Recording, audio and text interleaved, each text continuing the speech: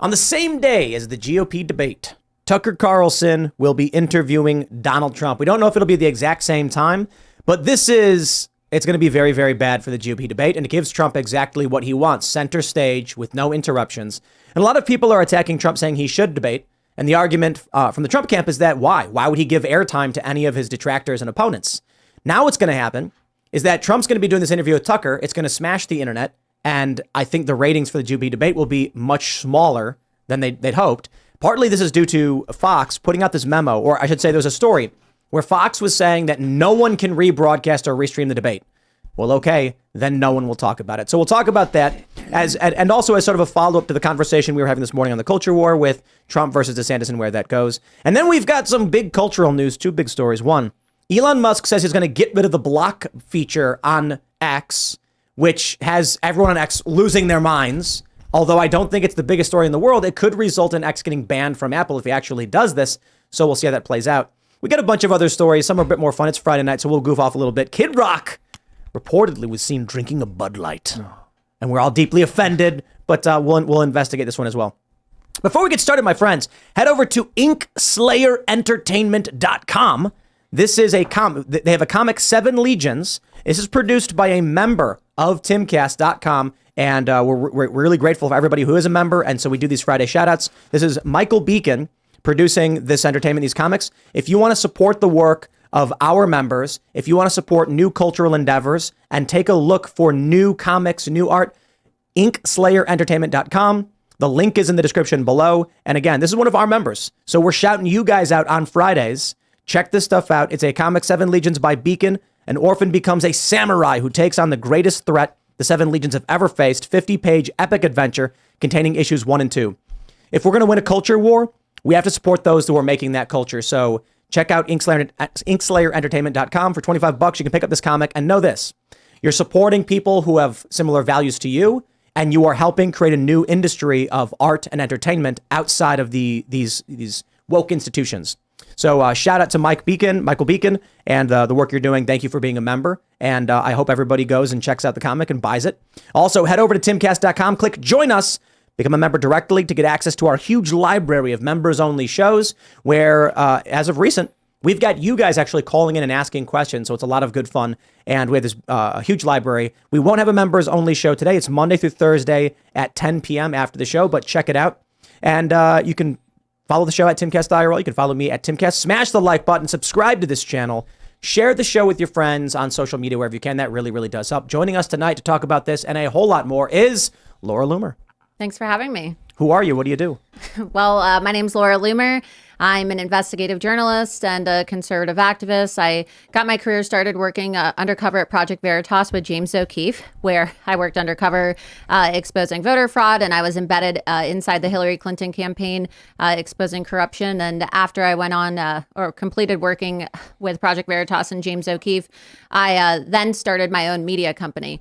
And I then, started making my videos, which were called Loomer videos, and amassed a very large online following and found myself banned on every single social media site. So then I ran for Congress. Right? Yeah, I was really one of the first people to be completely deplatformed as well. So now I'm doing everything that I can to help President Trump. I'm sure a lot of your viewers are familiar with who I am and the work that I've done. And if they aren't, it's probably because I was deplatformed for 7 years. They banned you because you're too effective. Yes. When you got banned from Twitter, you cuffed yourself to the doors of Twitter. Yeah, their headquarters. And you became the top trend on the platform that tried to remove you.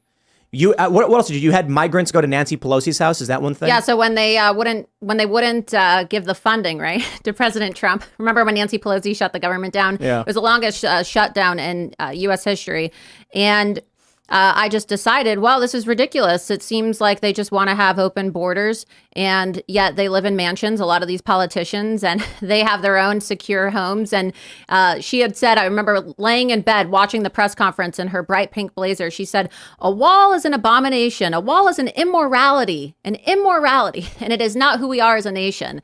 And I said, well, Nancy Pelosi has like 25 mansions and they all have walls. So I was in Arizona at the time, and I drove a rental car down to the U.S.-Mexico border. And I crossed over at the Otay Mesa line just to show people with my cameraman how easy it was to do. Wow. And I said, well, now that I'm in California, I hear there's a lot of really nice, generous Democrat politicians that think we should have sanctuary. Let's go find them. And I went to the Home Depot. And I found 3 illegal aliens, and I speak Spanish, right? A lot of people don't know that. And I told them that we were going to be filming a documentary at a politician's home. And in California, right, they don't care. The illegal aliens, right, it's catch and release. Protected. So they're protected. They're not scared. And I had said, are you here illegally? Excuse me. And they had said, yes, in Spanish, of course. They were from Mexico and Guatemala. And so I paid them, and they came with me, and we ended up pitching a tent on Nancy Pelosi's lawn and hopping her fence. And I had them hang photos of high-profile cases of American citizens who had been murdered by illegal aliens on the tent with zip ties. And then we were playing football and drinking Mexican Cokes. And then we even tried to open her door at her house. And then eventually, right, I thought everybody was welcome there. She called the cops. This is online, too. You could watch it on my YouTube channel. And she called the cops on us, and it was hilarious because it was the #1 trending story on Twitter at the time, even though I was completely banned on Twitter. And you could hear the cop on the phone with her, and this whole thing is being live streamed, right? And ultimately, she just had to let us go because how much of a hypocrite would she be? But ultimately, we were deported from her house, and then I did it at Gavin Newsom's house too, at the California governor's mansion. Well, so I got arrested. He had me arrested. This is why they ban you from everything. But thanks for hanging out. We'll talk about this and a lot more. Yeah. We got Phil Labonte. Hi, I'm Phil Labonte, lead singer of the heavy metal band All That Remains, anti-communist and counter-revolutionary. I'm Ian Crossland. What's up, everybody? And I am Kellen. I'm pressing the buttons tonight. Make sure you guys follow Casbrew Coffee on X.com. It's a new Twitter or new X account for the best coffee brand. So go do that. Thanks, That's guys. right. All right, let's jump into the first story. This is the news. So Donald Trump is not going to be debating the rest of the Republican candidates. And we got news that Trump will reportedly do a sit-down interview with Tucker Carlson on the day of the GOP debate on Fox News. Former President Trump will reportedly sit down with Tucker, the first debate of the Republican primary scheduled to take place on Wednesday in Milwaukee. Who is that? Turn that volume down. What are you doing? And I am turning it down. The New York Times reports former President Donald J. Trump plans to upstage the first Republican primary debate on Wednesday by sitting for an online interview with former news host Tucker Carlson. I'm imagining they're going to publish it at Tucker's normal time, which will absolutely compete with the GOP debate. And then who's going to want to watch the GOP debate? Nobody. Oh, that's true. I can't imagine that anyone watching the GOP debate over Donald Trump with Tucker Carlson. Is it going to be Vivek and Ron? And some other people, as like, who else is running? Tim Scott? Mike Pence. Mike Pence is going to be there? Nikki Haley. Oh, I'll watch it for Vivek. I'm excited yes. to see him. Gun Haley. But what I heard a lot of comments, people were saying online that Vivek is going to be like Tulsi Gabbard to Ron DeSantis as Kamala. Like Vivek is too good at this. It'll be, I mean, maybe, well, but it's not, it doesn't matter because it's not going to be as much fun because, like, no matter how bad DeSantis is, he's not as terrible as Kamala Harris. Like, that was an absolutely beautiful takedown of Kamala Harris. But, and again, it is not fair to compare Ron DeSantis to Kamala Harris because Kamala Harris is like at the bottom of the barrel, like Gollum from Lord of the Rings. 1%. And Ron's actually done a good job in Florida to varying degrees of argument. I would disagree. Well, that's why I say at least there's an argument. Kamala Harris, I don't think has support from literally anybody, not even Democrats. Do you think there's a better governor than him? Yeah, look, I think that Florida has always had pretty good governors, right? It's pretty much a red state. It's not necessarily red in terms of our political makeup, but in terms of the governors that we've had over the last few years, yeah, we have had Republican governors. But really, Florida is the largest swing state in the nation, and I wouldn't necessarily say that it is a pure red state. What happened is that during COVID, you had a large influx of people from New York and New Jersey and California moving into Florida because they wanted, right, to escape the lockdowns, because they thought thought that Florida was going to be more free and open than places like New York and New Jersey. And while it's true that our restrictions and our lockdowns were not as draconian, at one point in time they were, and they did lock down parts of Florida, and there were lockdown orders and masking orders, and Ron DeSantis did advocate for the vaccine. And so then what happened is a lot of those people that moved, well, those are going to be conservatives for the most part, right, who moved to a state to escape leftist policies. Well, they registered to vote, and then the Republican registration rate surpassed the Democrat registration rate. But the actual makeup of Florida is not majority Republican. And so this is like one of those misconceptions that we were talking about this morning, because I really feel like they've been trying to position Ron DeSantis as a Manchurian candidate, and they're trying to push this narrative that he's the only successful governor in the country because they needed somebody that could challenge Donald Trump. But Laura's correct. We talked about this when DeSantis won. The narrative they're putting out is that he's such a good governor, he converted all of these people to the Republican Party. But look at Miami-Dade. What it is true, I do believe that many people probably said, you know what, I'm going to vote for, I used to be a Democrat, now I'll vote for Ron. But we know we had mass migration into Florida. It was the number one destination. That may be to Ron DeSantis' credit for whatever reason, but it's conservatives who moved in and were already going to vote conservative that gave him the massive 20% margin.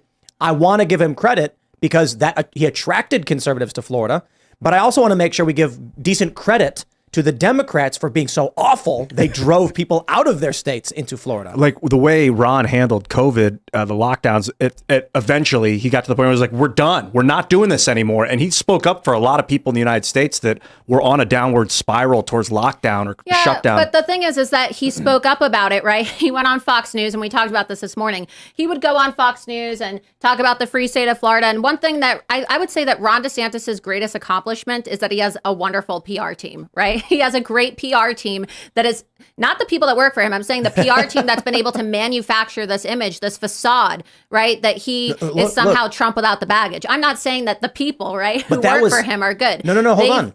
You're correct. Early on, that's what they were doing. And then they lit themselves on fire. I'm being facetious, of course. I'm saying that I personally, right, as a Floridian and as somebody who's run for Congress in Florida twice as an America First Republican, I see on the ground Ron DeSantis is not a good governor.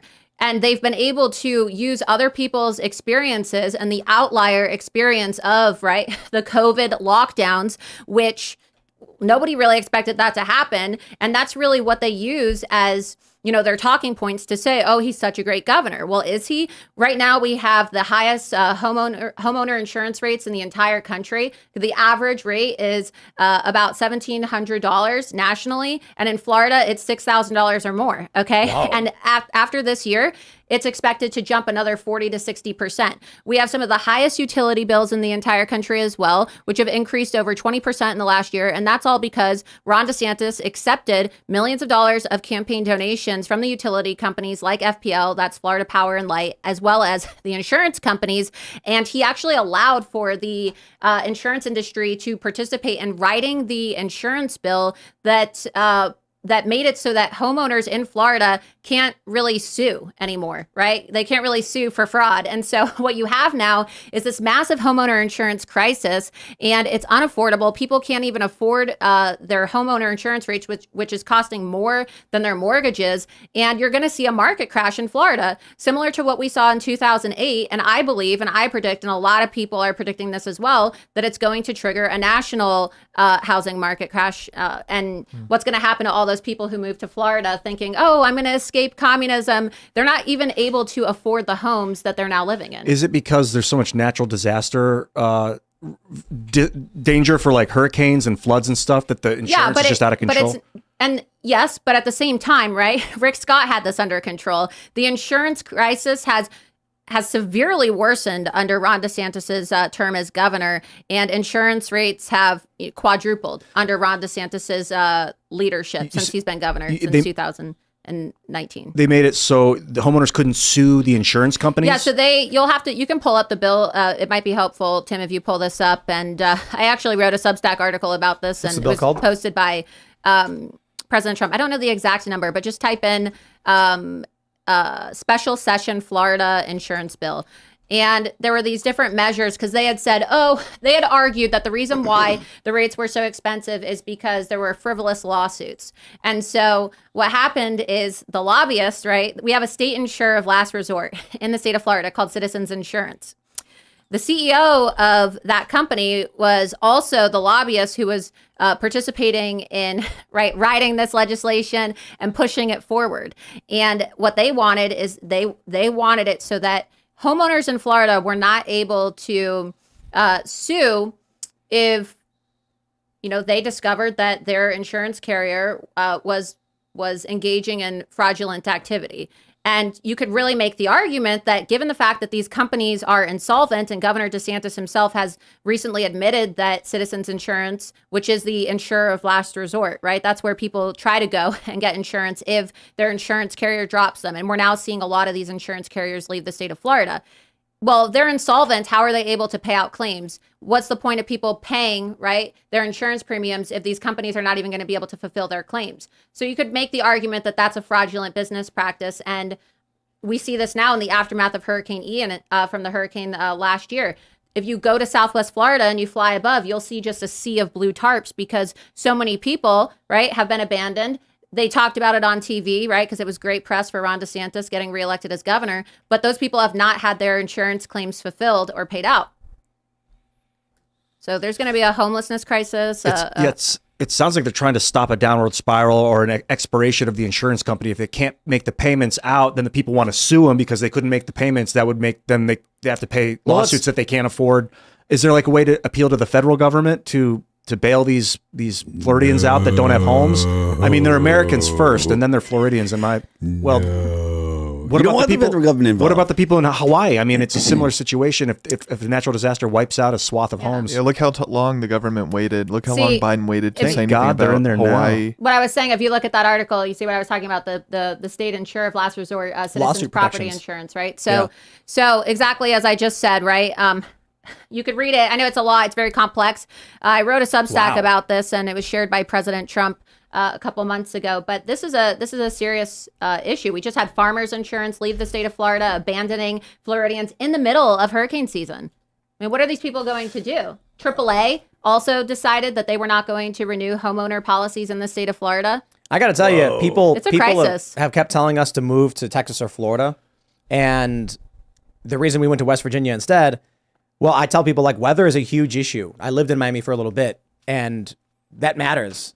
It does. Yeah. I like Florida. I do. There's a lot of really, really great things about it. A lot of people are moving down there. But that's a problem. This right here is a big issue. That's a huge problem. And what you're seeing on the ground in Florida, it's a major retirement hub, right? So where I ran for Congress, the Villages, the largest retirement community in the entire country, the oldest district in the nation per capita. These are people on fixed incomes, okay? These are senior citizens on Social Security. And do you think that a senior citizen can afford, a $5,000, $6,000, and in some instances, we've even seen $25,000 increases in people's homeowner insurance rates? I know that sounds obscene, but the most egregious case I've seen thus far is an increase, and I know it's going to sound crazy, of $98,000 per year. An additional $98,000 per year on insurance. That is what's happening as a result of this insurance crisis in the state of Florida. So while all these rich, people from the East Coast are moving to Florida, all these seniors are basically having to move out of Florida because they can't afford it anymore. Let's jump to this next story, which is in line. It's from Florida Politics. New national GOP 2024 poll shows Ron DeSantis in third place, behind, obviously, Vivek Ramaswamy. In the prediction market right now, let me see if I can, there we go. This is crazy. When I saw this, we were talking about it before, that even when they're tied, Vivek is below Ron DeSantis. And it could be because D becomes before R in alphabetical order, whatever. But as of right now, this one blew my mind. Vivek Ramaswamy and the prediction market for Predict It is in second place, 3 points above Ron DeSantis. Now, I'll make a few things clear in this. Prediction markets are not polls. It's the sentiment of people. Who do they think is going to win? They're basically betting money in real time, like stocks, on who they think is going to improve. Ron DeSantis going down means people think they will lose money by holding shares in his prediction in his prediction contract. And people are buying Vivek at 17 cents because they believe it will actually increase. These are not polls. We had, with Bill Mitchell was discussing this with us earlier in the Culture War podcast. And he said, and we had Cal Becker as well. Becker said that Real Clear Politics is better. I do prefer aggregate polling instead of singular polls. Like they mentioned this one article that he's in second place. Yeah, well, Vivek, I think, has like 3 polls showing him in second, and DeSantis has like 8. But these polls go back a week or 2 or 3 weeks or even a month. So when they do these aggregate polling, just consider the difference between prediction markets, which is real-time, short-term changes, and prediction markets, which is long-term sentiment. There's reasons to weigh both differently. But for the time being, I will tell you, one of the things I think that's helping Vivek right now, the reason why he may have jumped up, is that at 3:05 a.m. this morning, Elon Musk tweeted, he states his beliefs clearly. Re-Xing, I guess, quoting Vivek Ramaswamy says, truth, God is real. There are 2 genders. Human flourishing requires fossil fuels. Reverse racism is racism. An open border is no border. Parents determine the education of their children. The nuclear family is the greatest form of governance known to mankind. Capitalism lifts people up from poverty. There are 3 branches of the U.S. government, not 4. The U.S. Constitution is the strongest guarantor of freedoms in history. Elon Musk is now promoting Vivek. I mean, they love this guy. I'm wondering, do we see this continue? Does Vivek overtake Ron DeSantis? What do you think is going to happen in next week's debate? Yeah, I think so. I agree. Easy enough. All right. I agree. All right, moving on. I mean, I have a lot more to say, but I just talked a lot, so I'll let other people talk.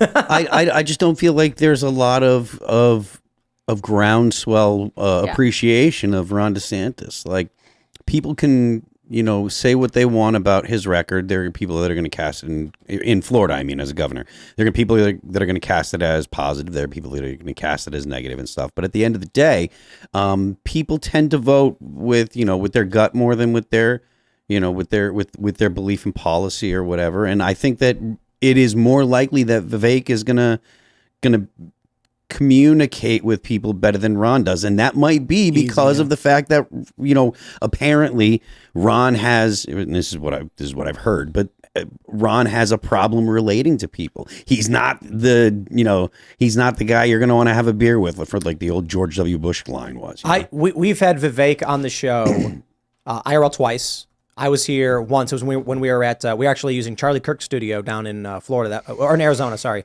that was awesome. And then he came on here when Seamus was guest hosting, but I also got to talk to him on the Culture War, and he's an easy guy to communicate with. He will answer the question you ask him, even if it's very, very difficult. He is quick-witted and smart. He handles it very, very well. And he's really good with liberals because he could handle me. Right. Like I changed the subject on him, asking about Mars colonization. He was all about it. He's got an answer. So let's go back to the Aleppo moment, the very terrible. Oh my God, I wanted to kill myself when that happened. Because that was like my peak, like, libertarian guy. I'm like, Gary, now's our time, man. Gary The Johnson. libertarians, Gary's got it. Here we go. And I'm watching Morning Joe and I'm just like, my heart sank. And I'm like, I can't believe this. For those that are not familiar, this is Gary Johnson, right? Yes. Yeah. He's doing an interview and he's asked, how would he deal with Aleppo? And he goes, and what is Aleppo? Yeah. Aleppo is a city in Syria that was just flattened during the Civil War, like at the height of the time. And it ruined his campaign. Absolutely. They were talking about rocket. They were talking about like the end days, and that was like being spoken about on the news, and he had no clue. So let's go through this. I told people, like, my view is, if Donald Trump was asked a question about insert random topic, if he's sitting down and the interviewer said, I want to get your thoughts on Roberto the Rooster. Trump, having no idea what the hell he's talking about, would go, no, look, I know a lot of people want to talk about Roberto, but we got to focus on jobs in this country. We've got a border that's... He would adapt and pivot. Yeah. Vivek, smart enough to do the same thing. Ron would do some facsimile of, I don't see him being quick-witted enough to deal with these difficult situations. Another thing that's going to happen that you're going to see is that, Vivek Ramaswamy has written books about woke culture, and he's going to... Ron DeSantis is going to find out very quickly that just talking about woke and talking about Disney and talking about COVID and pretending to be against childhood transitions isn't going to be enough to get him through this debate. Ron DeSantis has an issue, as you just said, communicating with people and relating to people, and he doesn't really have that likability factor. You see that he's very awkward in person, and this is because he's on the spectrum. Politico, you could pull up the article if you want, actually wrote an article about how Ron DeSantis might be autistic, and there are lawmakers in the Florida legislature who have talked about how he has Asperger's. I know people who have worked with Ron DeSantis in the past, former staffers who have said that he has Asperger's. I'm not saying that there's anything wrong with people who have Asperger's, but obviously one of the issues that comes with, being on the spectrum or having some form of autism is that sometimes you lack social skills, right? That's one of the main characteristics about it. And so Ron DeSantis, right, you'll see him in these situations where people will come up to him and say, there was one that I'll never forget where he was, I believe, in Iowa, and somebody goes, "Oh, I just drove 8 hours to come see you." And Ron DeSantis goes, "Oh, great." And he walks away. Like, he didn't even ask the guy, like, if you want a photo or how you doing. So Vivek Ramaswamy has written books about woke, and Ron's not going to be able to get away with just saying, "Oh, we're gonna combat wokeism." Well, how is Ron going to combat wokeism when one of his top lobbyists is a guy named Slater Bayless, who's a lobbyist for Bud Light? How is he going to combat childhood transitioning when another one of his top lobbyists is a guy named Mark Lampkin, who represents a company called AbbVie, a pharmaceutical company called AbbVie that is the manufacturer of a drug called Lupron, which is a drug used to chemically castrate children. You understand? Like, he needs to be called out for this hypocrisy. What you're talking about with Vivek about and DeSantis about woke is a great point, because Vivek really understands the philosophy behind that's going on at the left now. I don't know exactly how deep Ron's understanding is. I don't feel like Ron really understands the philosophies behind it, whereas I do feel like Vivek understands. Exactly. He understands. He knows who Mark Hughes is. He knows the leftists that are writing the philosophies and writing the academic papers that are having significant effects on the culture today. He's aware of the actual problems in the philosophy. A lot of people are going to say, "Oh, we're talking about Vivek and Ron." It's like, well, yes, these are the guys fighting behind Trump for the next position. So I think it's warranted.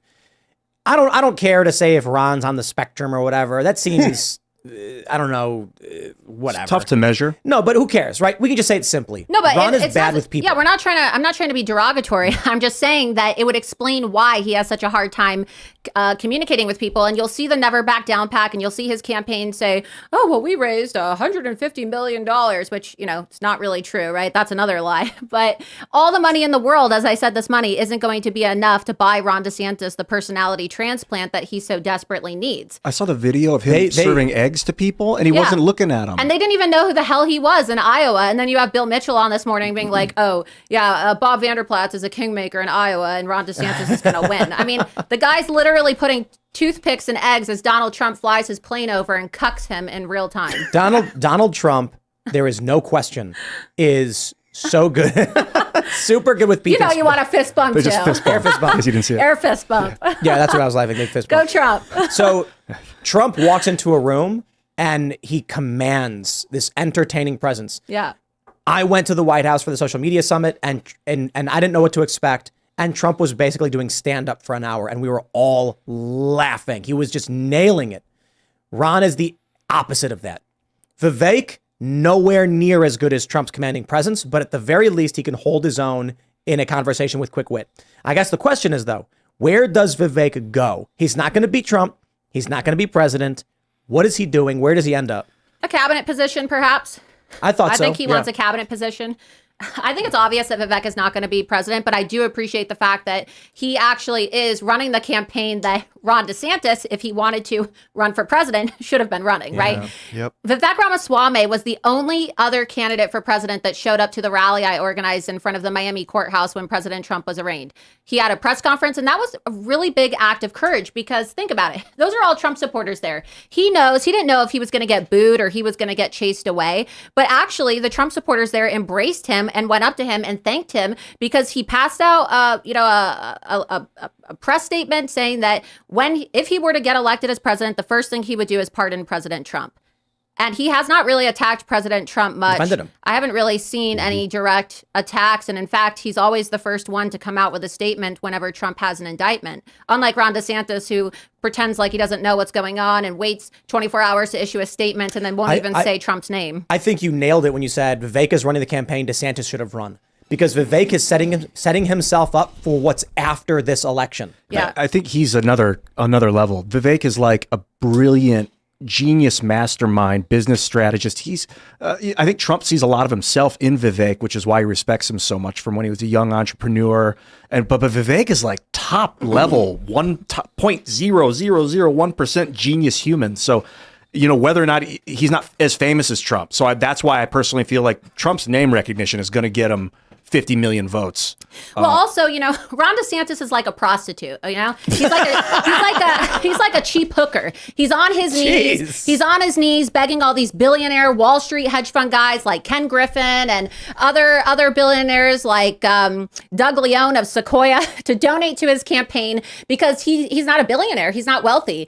And I'm not trying to sound like an elitist, but Donald Trump is a billionaire. Okay, he self-financed a lot of his first campaign, and people know Donald Trump long before. They knew Donald Trump long before he was ever president. And Vivek, similarly, he has a net worth, from my understanding, that's close to almost $1 billion. And so he doesn't need to get on his knees like a cheap hooker and beg these Wall Street donors and these GOP establishment donors who hate Donald Trump for money, because he can self-finance. And you have to look at the fact that Ron DeSantis has a $250 million campaign operation, and he has blown through most of his cash. He doesn't have enough money anymore to run a campaign all the way until the Iowa caucus on January 15th, which is why the Never Back Down super PAC is having to foot the bill for so many things that he's doing. So that's another advantage that I think you're going to see. Vivek is going to come from behind, and he's going to continue to rise in the polls because eventually it's going to become a matter of resources. Yeah. Vivek has money and Ron DeSantis doesn't. And he's also seems to be very intelligent about how he spends his money, Vivek, because he does shows like with Jordan Peterson yesterday, 300,000 views at this point,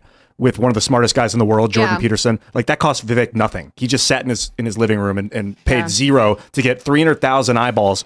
He's on Twitter, 50,000 hits on each video that's going up. Elon Musk is retweeting it for another 200,000. He's probably gained 1 million voters yesterday just from all this media blitz in the last 48 hours. And that costs nothing. It's all social media. Where's Ron's social media presence? I always think about when Carrie Lake was running, she was saying she was like applying for a job, right? When she was running for office, and the voters or the hiring managers, right? So I always think about that. And it's like, if your two candidates for the job are DeSantis and Vivek Ramaswamy, it's almost, hands down, Vivek is the better candidate for the job, for whatever you need him to do. I just think, like, day one, I'm not going to worry about Vivek when he's given the keys. Well, I don't think that we should just say we're not going to worry about him, because, look, I met Vivek. I think he's a nice guy, and I like the fact that he's coming out in support of President Trump. But, I'm critical of everybody. And I think that we also need to be... we also need to kind of look into Vivek's ties, right, with the pharmaceutical industry and his connections with Big Pharma. Mm-hmm. And two things can be true at once. You can be an excellent communicator and you can be a nice guy, and we can appreciate all the things that he's doing to support President Trump and speak out against a weaponized government. But also, I think that we need to at least be aware of and do our own research like I do, right? To understand who these people are tied to, how they made their money, what that's going to mean if they ever do get elected. What kind of position would he be offered if he wanted a cabinet position in the Trump administration? And those are questions that should be asked. What I like about Vivek, too, is that he's very open, it seems, when people are confrontational with him. Right. I saw that confrontation with the LGBTQ activists. And whenever he's asked a question, he doesn't say, oh, go away, or security, come take this person away. He's pretty head on. Right. He jumps into the viper's den. I want to show some archives here. This is Vivek Ramaswamy, February 11th, 2021, 4,757 followers. I just grabbed a random date from a couple years ago. Fast forward to December 8th, 2022, 156,000 followers. Jump a few months ahead to March 2023, 364,000 followers. And in less than a year, he has jumped to 1 million followers. Wow. Mm-hmm. This dude is, like you said, he's running the campaign Ron should have been running.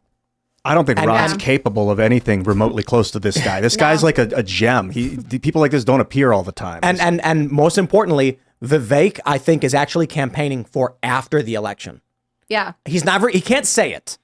So when he was here, I was like, I think I know you're not going to win. And I think you're not going to win, but you're doing this anyway because there's a lot more that comes with it. It changes the conversation. You get on the debate stage. You can bring some issues to the forefront. And he's like, look, I'm running to win. Yeah. But he's a smart guy. He knows what comes next is after this election. So if Trump, and this is an if, and I don't want to go too far down this rabbit hole, if he gets taken off a ballot somehow, a ballot in any state, that was kind of the topic from today's show a little bit. Yeah. And that would basically, if he can't get 270, he can't win. Who do you think Vivek stands a chance against the Democratic Party? Hold on. If they take Trump off the ballot, 2024 is going to be wild. Let's talk about what happens in 2024. If Trump is removed from any state, they'll try to make that state award its electors to the Democrat. Maybe they'll try and I doubt this, but award it to someone, I don't know, libertarian or something. As like, well, we're not going to give it to the Democrat because we're being fair. Mm-hmm. But you need to get 270. If you don't, it goes to the House of Representatives. They cannot let that happen. I have no idea what's going to happen. The speculation is they'll take Trump's name off the ballot in Michigan or Pennsylvania or Georgia. I think Georgia is the key target. Yeah, they're trying to use the 14th Amendment to get him on charges of, sedition, of course, so that they can use the 14th Amendment to try to remove him from certain states. That's why they want this to be a very, very fast trial, because they want to knock Trump out before the primaries conclude. That's why I was saying when Trump came out and said everybody should drop out of the race, he's got a point. If they all dropped out right now, the Democrats' hands are tied. If they remove his name from the ballot pre-primary, they say, look, we didn't get rid of the Republicans. You have a choice. You just can't vote for the criminal. If everyone drops out and right now Trump is confirmed the nominee, the removal of Donald Trump would be them saying the Republican Party has been excised from the vote. And then that's a shock to the system. I'm not saying I know what happens after that, but frogs boiling in a pot is a bad scenario. People being shocked to the point of waking up is preferable. The only way they can pull this off if the primaries are not concluded and there was someone else that if Trump were to be removed, people would vote for. What do you think about like a Vivek RFK ticket? No. You don't like RFK. I'm like, look, man, RFK is better than a lot of the options. Yes. You know what I mean? And it's kind of like, I think a Trump Ramaswamy ticket would be like the best. And I've talked to you about this. I'm not into Trump. I mean, I got issues with them. Calling Rosie a fat pig. I feel like he alienated half the world. And like, I need a uniter. I need someone that's going to like help us move forward. I think unity is cliche. I think that there's really no such thing as unity. And I think it's like a very kumbaya concept. And I don't think that we really need to be focused on unity in this country. We are in a political revolution right now. Mm-hmm. And the party that's in control is literally trying to put conservatives and Trump supporters in jail so that they can die in prison simply because of the person they support or the fact that they believe that the election was stolen. There's no room to play nice. There's no more talk about civility, no more talk about unity. We're in a war to save our country. And this is the problem, right? This is why we're in the mess today, is because so many people, and this is no disrespect to you, but so many people in this country are focused on civility and decorum and, let's go along to get along. I'm sick of it. So many people on the right are like that. Yeah, that's what I'm saying. The leftists are burning down cities. The right is like that, and that's why the Republicans lose. The country is called the United States. It's united. We have unity, and that's the reason we function as 50 states. Without it, it'd be a civil war. So we need to unify. But we're in the civil war right now. We don't have unity. I think it's an illusion. And let me address that from the left. I don't think anyone can win on that platform. Let me address that from the left. One of the issues with the Declaration of Independence was that there were, I think it was South Carolina and Georgia would not sign on unless they removed Thomas Jefferson's criticisms of slavery. Yep. So unity doesn't always mean the best things. Yeah. I can understand the argument among the founding fathers. They were like, okay, well, we have no choice. I do believe that Quebec was a colony of the crown, and they did not want to join up. So they were like, we desperately need other colonies to agree with us. Thus, let's just ignore the slavery thing for now. And I'm kind of like, wow, that sucked. But I get the argument.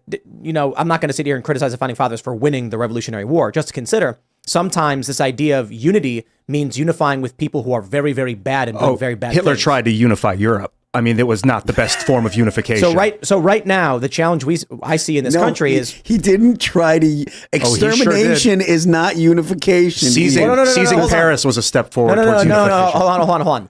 You could make the argument that Hitler was doing horrifying, awful things. He was conquering it to unify it. Like the simple academic term is unification of Europe is what people refer to. And no one's ever saying like that's not an argument to make that it's in agreement with Tim. Unification is not always good. I was not aware that they called it unification. I was not aware that the extermination of Jews and gypsies and stuff. But what he was unification. But what Hitler was doing, invading other countries and stealing territory, trying to invade Russia, was conquer and dominate under one umbrella to control everything. And yes, he was a psychotic eugenicist, anti-Semite, racist, and all of those awful things. But in a simple sense, I think they call it European unification or whatever. Yeah, I think it's fair to say that like conquering, but outside of that, my point is this. Right now in the United States, we have states that allow for the kidnapping of children to be castrated, and they are legally protected. You have states like California that are sanctuary states that are completely violating the Constitution. So I'm sorry to say, as much as I can understand there is power in unity, right now what you have is not unity. You have someone pinning you to the ground and beating you in the face. But I'm a bit of a utilitarian. If California were excised, the Communist Chinese Party would land destroyers. We don't want to remove California. We want to conquer it. Then they'd appeal to the Chinese for help, for for battleships, submarines, nuclear submarines. Like if we split up, we lose. And I don't think we should split up. I think the federal government needs to be purged of the corruption. I agree. And Vivek talks fervently about it. Absolutely. But does Donald? He mentions that he's gonna, but he never lays out a plan. I've never seen a plan. Look, I will combine two statements from today. Bill Mitchell saying that Trump is the big guy and DeSantis is the guy who executes the vision. Well, I think that ship has sailed. But Vivek is running the campaign DeSantis should have run. So let Trump be the big guy who oversees the thing, and then let Vivek be the surgeon who goes in and executes. Yeah. And Ron DeSantis doesn't execute visions. The only thing that Ron DeSantis has executed is his campaign for president. Okay, that should be a T-shirt. I'm sorry, man. Yeah, he's too slow. He's just not adaptable. He's not. And also, it's a facade. He's a Manchurian candidate, and I'm just so sick and tired as a Floridian, as somebody who's actually, impacted by these negative policies as a result of him allowing for Florida to literally be invaded. He has allowed our state to be invaded at the expense of people who are already living there, and he doesn't care. He doesn't care. I'm going to own this one. I feel personally slighted to the point where I'm sick of the DeSantis campaign. Yeah, I'm sick of these people. When I brought this up to Bill Mitchell, and he was a very nice guy. After we wrapped the show, we were all hanging out, having sushi. We played poker. He got a full house. It was good fun. Even, Laura and him got along and were cordial and everything was great. But in this debate, I said, I'm wondering why it is that I'm not this crazy diehard Trumper. I'm not tweeting insults at people. I'm not attacking anybody. But when I have even the lightest criticism of Ron DeSantis, that's not even overt criticism, his actual campaign staff and the staff of his governor's office insult me and attack me. And the immediate response was, oh yeah, but Alex Brusewitz did this and Laura Loomer did this. And I'm like, okay, stop. I'm not them. I don't care. I'm asking you why it is that there's people like me or Mike Cernovich and several others who have said that the DeSantis surrogates and campaign staff have been vicious towards people who should be allies. He didn't have an answer, and he said, oh, please, I can't believe I'm hearing this, blah, blah, blah. I'm like, okay, fine. There's no answer, and this is all that we deserve for the people that were, for a long time, like a year ago, me praising DeSantis, and now I'm just being attacked relentlessly. I'm sorry. I will own it. I am personally insulted, personally slighted, and I am just sick of their campaign and the campaign staff. Yeah. So you know what? Screw it. DeSantis is done. He's he already fell to number 3 in the predicted. That's because he's going to be number 3 at the end. Vivek's on an upward trend. Yep. So it is Trump and Vivek is who we should be talking about. And Vivek is smart enough to know he's not going to defeat Goliath here. Well, But this is what's so bad about Ron DeSantis. You know, you just said it. Everybody knows it. He's done. But the sinister aspect of the Ron DeSantis campaign is that he knows that he has no chance. Okay. I call it the Ron disaster campaign because it's absolutely disastrous. Okay. I call him Ron D-Con because he's an absolute con man. Okay. You just put the fact that he has DE as his initials, right? You could just, call him whatever you want. But the fact is that Ron DeSantis is only existing in this presidential race for the sake of soaking up valuable GOP donor resources that could otherwise be used for election integrity efforts or for litigation to combat a weaponized government. And when you look at all these candidates, when you combine all the resources collectively at the end of this stupid primary, when everybody should just drop the hell out and endorse Donald Trump and rally behind him for the sake of our country and getting getting revenge rather and retribution against these goddamn communists. Okay. It's going to be about $1 billion to $1.5 billion. Yeah. And that's a lot of money. That's a lot of money. I'm looking forward to it because our ad revenue is going to skyrocket. But they're taking that money and it's essentially going to guarantee Biden another 4 years if they don't drop out and get behind Donald Trump. That's what this is about. They know they can't win. Let me ask you a question. Hypothetical. I was thinking this in my head. I don't know any realistic scenario where Trump is forcefully removed that makes someone feel good about voting for someone else. Like if you're a Trump supporter and they lock Trump up, you're like, no way, I'm behind Trump. So there's got to be some kind of scenario for me to ask this question. So I'll go with an absurd scenario for the sake of argument. Let's say that there is a super, let's just say an evil globalist plants the Genesis device in the base of New York City, and the only one who can stop it is Trump. And Trump runs in and they're like, no, Trump, if you go in there, you'll be transported to another dimension and you'll be completely wiped from existence. And he's like, it's the only thing that I can do to save all the people of the world. And then he disrupts the device and he's gone. Trump just sacrificed it. He's gone. There's no more Trump. He's not forced out. There's no possible scenario to vote for him. Would you vote for Vivek Ramaswamy? The only person that I'm voting for is President Donald Trump. But that's why I asked it in the most absurd way possible. Trump sacrifices himself to save humanity, and now he's gone forever. And humanity is going to crumble because the only way that we're going to she's not entertaining your games, Pool. She's not putting up with your games. See how I carefully crafted the question. I don't like hypotheticals. I'm not really into all this like copium bullshit that the Republican Party is trying to force feed voters, right? I'm a realist. Some people say that I'm negative, right? Some people say that I speak too badly about Republicans. Well, guess what? I like to call myself an equal opportunity hater, okay? Because I hate the Republican Party and I hate the Democrat Party. I hate all political parties, actually. And that's why I like Donald Trump, right? Because he's a disruptor. He's the sledgehammer to the uniparty that has awakened and has provided a voice to the forgotten man and forgotten woman of this country who have been completely screwed over by both political parties. And that is the reason why, okay, Donald Trump is being attacked by the left and the right. The people that are doing the most damage right now to Donald Trump aren't these prosecutors and these radical judges. It's the Republicans in office, elected Republicans that are staying silent. I mean, where's Kevin McCarthy, right? Our Congress is on vacation right now when they should actually be in Washington, D.C., fighting against the weaponized government and taking a stand because the heist of the 2024 election is taking place before our eyes right now. And Republicans are, I'd like to say, asleep at the wheel, but they're participating. More than just the election. Let's shift. I want to shift. I do want to talk about Trump's sledgehammer strategy because I feel like if we're all on a ship together, the United States, and the commander's like, I'm going to destroy this corruption in our system and just start breaking the ship apart, we all drown and die. Like, but that's what vision does he offer other than I'm going to end all the bad stuff? Like, tell me what you want to create. So you say we're on a ship and he's taking a sledgehammer to it. Let me give you a better analogy. We're on a ship and there's a bunch of little golems running around ripping the cables out of the wall. And he's like, I'm going to put an end to this. And he gets a little net and starts catching all the little goblins in a net. And then he's chucking them into a safe little boat where they'll be. That's what he told me he was going to do in 2016. He said he was going to get rid of the swamp and he didn't. And now then he tried negotiating with the little goblins. And now he's going to destroy it. I'm sorry. I need a creationist. Right. Let me try again. In 2016, Trump said, we're going to get all the little gremlins off the boat and stop them from pulling out all the little golems. And then... But before we do, let me bring some more golems on board. And then he said, maybe the most effective way to deal with them is to fire some of them, bring some of them in, and convince them to stop doing this. And then they all jumped on his back and started slashing at him. He's like, it's not working.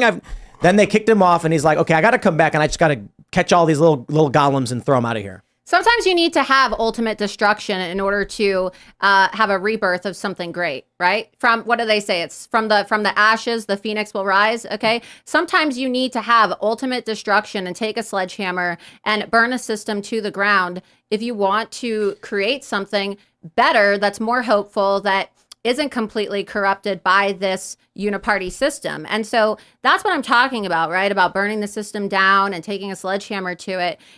I think that it's so corrupt, okay, and it's been so taken over, and it's been so infiltrated by this cancerous rot, okay, that it just needs to be completely taken down and destroyed and rebuilt from the That's ground. like nuclear war talk. No. Ultimate destruction is not the words. I got a better one for you, Ian. Have you ever seen when they take a dirty coin and they dip it in, what do they do? It's like a Coca-Cola? No, an electrolysis, like with water with electrical current. And then you watch all the grime just evaporate from it. And there is a beautiful, shiny silver coin beneath it. That's how I view what Trump, like what I hope Trump can accomplish, is that there is this great country with a brilliant founding structure and documents. I'm watching this show. It's called The Uncanny Counter on Netflix. It's a Korean show. And the interesting thing is there's a scene where what caught my attention was when a detective is questioning a guy, they say, don't plead the fifth. That's what the translation said. And I'm like, wait. South Korea has the Fifth Amendment or something akin to it. And so I looked up the their version of the Constitution. And a lot of what South Korea has is very similar to what we have in the United States. And it made me think, I'm like, man, we do have a really, really great system that I'm glad to see other countries flourish in protecting civil rights and human rights, this vision. I'm not a big fan of the nation building BS that's come out of it, but it is cool to see that this culture persisted. This system that was built is now covered in crap and tarnish, and it's got little leeches and barnacles stuck to it. And we just got to take that beautiful silver coin that's covered in grime, dip it in that little electrolysis water, and let all the stuff rip from it, and then pull up that shiny coin once again. That is one, but it's more complex. There's lots of pieces and parts that have been added onto the machine that are unnecessary. A simple analogy. And if you take one of them out, the entire machine will break, or some of them out. Hold on. That like, I get what you're saying about, because what I'm hearing is you're saying we should be cautious about any kind of. We have a process to how to change the government. I don't want to see. This is the process. We don't have a process. Hold on. I got to address that. Of the Donald Trump we don't have a tried. Process. We don't Donald have a Trump process. tried to use a redress of grievances, the legal process in the Constitution, having lawyers go out and ask, what is the legal process by which we deal with this? You had, who was it? I'm forgetting his name. One of the guys who was indicted went to the alternate slate of electors and then explained to the press, don't worry, in the event a lawsuit prevails, we will have this group here to sign the documents. And they called it a conspiracy. One of the quote unquote acts of conspiracy is that Donald Trump reached out to Brian Kemp and said, look, we want to, I forgot exactly what he said. Something about finding the fraud through whatever legal means. And they said that was an illegal conspiracy. Yeah. So the point is, if there is a process by which to do this, Donald Trump was working that process. Okay, sorry, Phil. So I interrupted you, Phil. Yeah, but thank you. No, it's fine. It's just that I lost what I was saying. Okay. But this is my point. I'm just concerned about the destruction as a tactic. Is that? Oh yeah, no, I'm not. I want more. More destruction of the United States. I've said it before, and I'll say it again. I'm a patriotic guy. When people say they want to destroy the United States, I start no, stop, Ian. The system has been destroyed. So this is what we're saying: is that you just said that there's a system, right? There's a political process. That process really doesn't exist anymore because, as we've seen, the uniparty has hijacked it and they don't respect the process. They don't respect the process. They stole our election in 2020. The point that I've made. They stole our election. They interfered in our election. They colluded as state actors, right? These big tech social media companies colluded with federal agencies and agents within the federal government and within the Biden campaign to illegally interfere in our elections and completely bastardize and assault that process. So I understand where you're coming from, but that's just your vision of the process. Yeah. It doesn't exist anymore. And it's been destroyed and it's been corrupted. In 1913, it was co-opted by the international banking cartel. It's been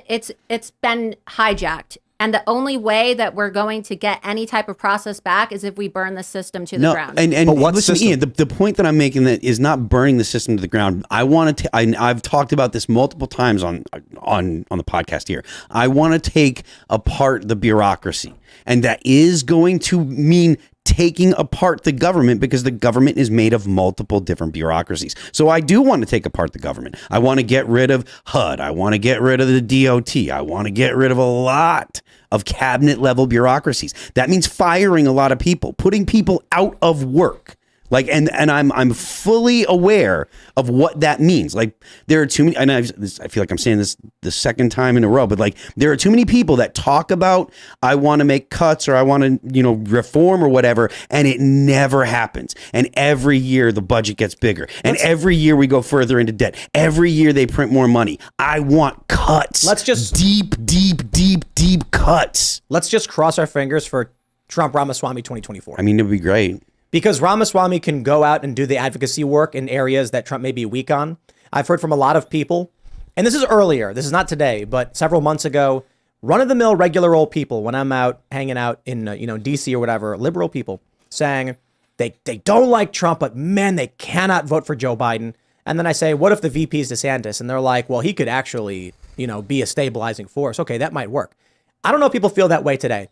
I actually think Ramaswamy is the right choice for VP if Ramaswamy would be willing to do it, because he's clearly shown that he's very, very good at communicating with people from this professional perspective, like standpoint, where Trump is this like loud, boisterous entertainment style character. I think Ramaswamy could pick up and fill up. Ramaswamy likes the camera too. I mean, let's No, not. I'm not saying he doesn't. Donald Trump. I'm saying Donald Trump has a loud presence, but Ramaswamy is not exactly a wallflower. I'm not saying he's a wallflower. He loves I'm the spotlight. saying Ramaswamy's persona is the suit wearing. Well, let me answer that question for you. And Trump is the listen here, tough guy. I'm going to tell you. And so Trump has that loud, powerful presence.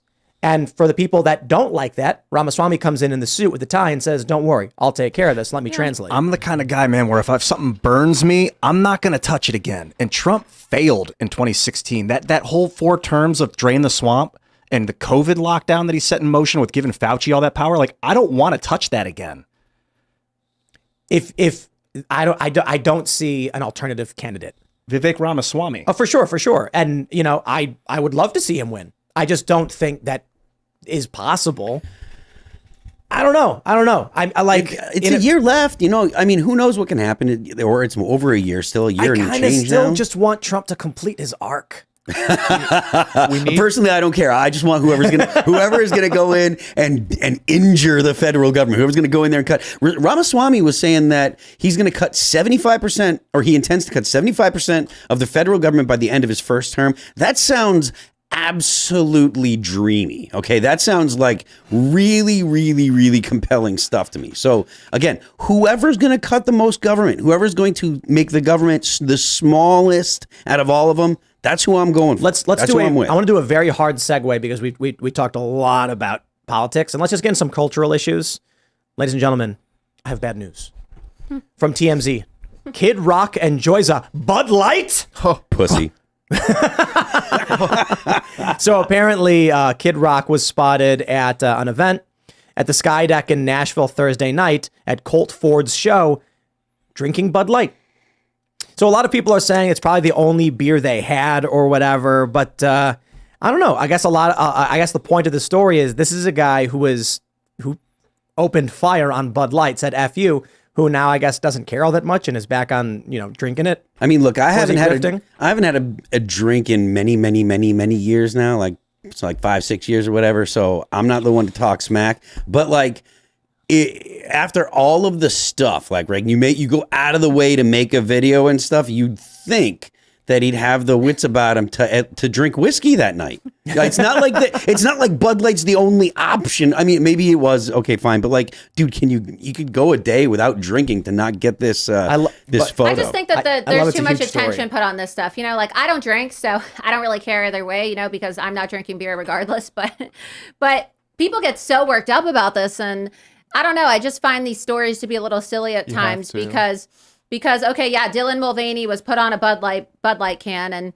Yeah, it's not exactly tasteful that Bud Light had an entire marketing campaign that was trying to force transgenderism on the public, but the obsessiveness, right, of like the right on this issue, it's just I just feel like these are distractions, and there's a lot more important issues in our country. I understand you can boycott them, but the media, right? They'll fixate on it, they'll talk about it, but they're not talking about other things that matter. There's so many stories that go unreported every single day because, especially the right, they have this obsessive nature and this obsessive quality and latching onto things, and it's like, okay, we get it. Okay, it's kind of tired now. We can move on to other things that are more important. We can move on to other things that are also more important. I think this is the most important thing. Mm-hmm. Law, as I've mentioned now, 50 billion times ad nauseum to our audience, laws are only enforced if a culture supports it. So the reason why police refuse to enforce the law against these adult sex shows that they're inviting children to is because television, Walmart, Amazon, and all their libraries and all the small businesses are putting up the flag saying, this is what we want. So the cops are like, I know it's illegal, but we're not going to get involved because we'll be shunned and ostracized. I understand where you're coming from, but there's just so much bullshit that's fed to people around these topics. For example, right? And this is what I'm talking about with them wasting everybody's time. Everybody gets in a hissy fit about Bud Light, and they say, okay, we're gonna boycott. And then it's like all these viral videos of popular politicians coming out with videos, like Ron DeSantis, for example, right? He sat down with Benny Johnson, who had his camera crew come with Ron DeSantis and was like, oh, so Governor, what's your favorite beer? Oh, I really like a Guinness. I really like Guinness, and I'm not going to drink Bud Light anymore. Well, yeah, okay, I think that Bud Light's in the wrong for pushing transgenderism onto the public. Well, guess what? Guinness also, had an entire marketing campaign where they had a TV commercial marketing Guinness beer, and it was a teenager at a Christmas celebration. You can even pull up the commercial too so people can see it. Type in Guinness transgender commercial, and it's about a grandfather who sees, right, I remember this one. I think it's his grandson, and I guess the grandfather was like a secret cross-dresser, then realized that's J&B whiskey. Yeah, whatever it is. Not Guinness. But it was a Guinness. There was a Guinness. J&B whiskey commercial. No, but it was for Guinness. If you type it in Guinness, it actually had this issue as well. And so Ron DeSantis then goes on this whole tirade with Benny Johnson, and he says, okay, well, I'm never going to drink a Bud Light ever again. And then 2 weeks later, what does he do? He has a fundraiser in Washington, D.C., and one of the co-sponsors of this fundraiser is a guy named Slater Bayless, who is one of the lobbyists for Bud Light. So just a clarification. The J&B whiskey is, I guess it's the parent company for Guinness. Yeah. Right. So he's saying roast on Guinness. Rag on Guinness. So my point is, but it goes to show you they're just not that educated. If you're going to do a boycott on something and you're going to take such a hardline stance and you're going to be like, oh, I'm going to be against Bud Light because they're pushing transgenderism, actually, have the intellectual motivation to go investigate whether these other companies are pushing this. It's embarrassing. Yeah. And it just shows, how we deserve better as voters and as the American people. We deserve better than politicians that are going to try to win our votes by saying that they're going to boycott Bud Light because they're against transgenderism. And then they're going to have a closed door, slimy DC fundraiser with the lobbyists of the manufacturer of the child castration drugs and the manufacturers of all these, all these Bud Light, for example. I hear the left making that same point, right? It's like, don't you know all these other brands do pride stuff and you silly conservatives are just focused on Bud Light? I don't like that argument. It's like the beast is too big to stop, so you might as well just give up now. Right? Give in. Yeah, like we own culture. No, I'm not saying to give in. I'm saying that they need to be principled, and then they waste all this time focusing on these. What's the point of people sitting down with Ron DeSantis and letting him bloviate about how he's against Bud Light when they're just going to let him have a pass because he's having these fundraisers and they're not even morally consistent. But I don't care about Ron DeSantis on this issue. My point is that's my issue with it. Politics is downstream from culture. And the left has known this for years. That's why they heavily invest in Hollywood and music. It's why they ban, and you got this big song right now, Rich Men North of Richmond. And the reason it's big is because regular people have the ability to share a song that resonates with them. What do we get from corporate mainstream media? This weird woke garbage nonsense. You get Kim Petras and you get Sam Smith doing Satanism on stage. Then you get a guy in Appalachia singing about how they're screwing over the little guy, and regular people can push that and make it go viral. Culture is what drives politics. If you make something culturally unacceptable, it just can't happen. And I understand that. I understand the point that you're trying to make. But what I'm saying is that it's not exactly culturally unacceptable because they're still engaging in it behind closed doors. Yeah, they right? lost $400 million. You actually have to stick to it. And we just have lazy politicians and lazy people in our society that say, oh, well, I'm just going to have a closed door fundraiser. I'm going to have a Bud Light. They don't even stick with it. And then we end up having egg on our face. And it's embarrassing. Well, that's why we call out Kid Rock for hypocrisy. Some people are saying it's a Pepsi can. No, I checked. Pepsi cans have vertical barcodes. I looked. That looks like a Bud Light can. I'm gonna say I can't really tell what that can is. Fine, fair point. But Bud Light has lost $400 million. They've lost around 30. Anheuser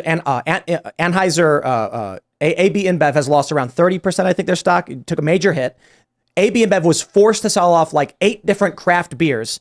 They have been hit so hard by this. It is to the point now where you've got corporations trying to pull back from all this crazy leftist garbage. Target, for instance, for the first time in 6 years, missed their quarterly projections and lost money.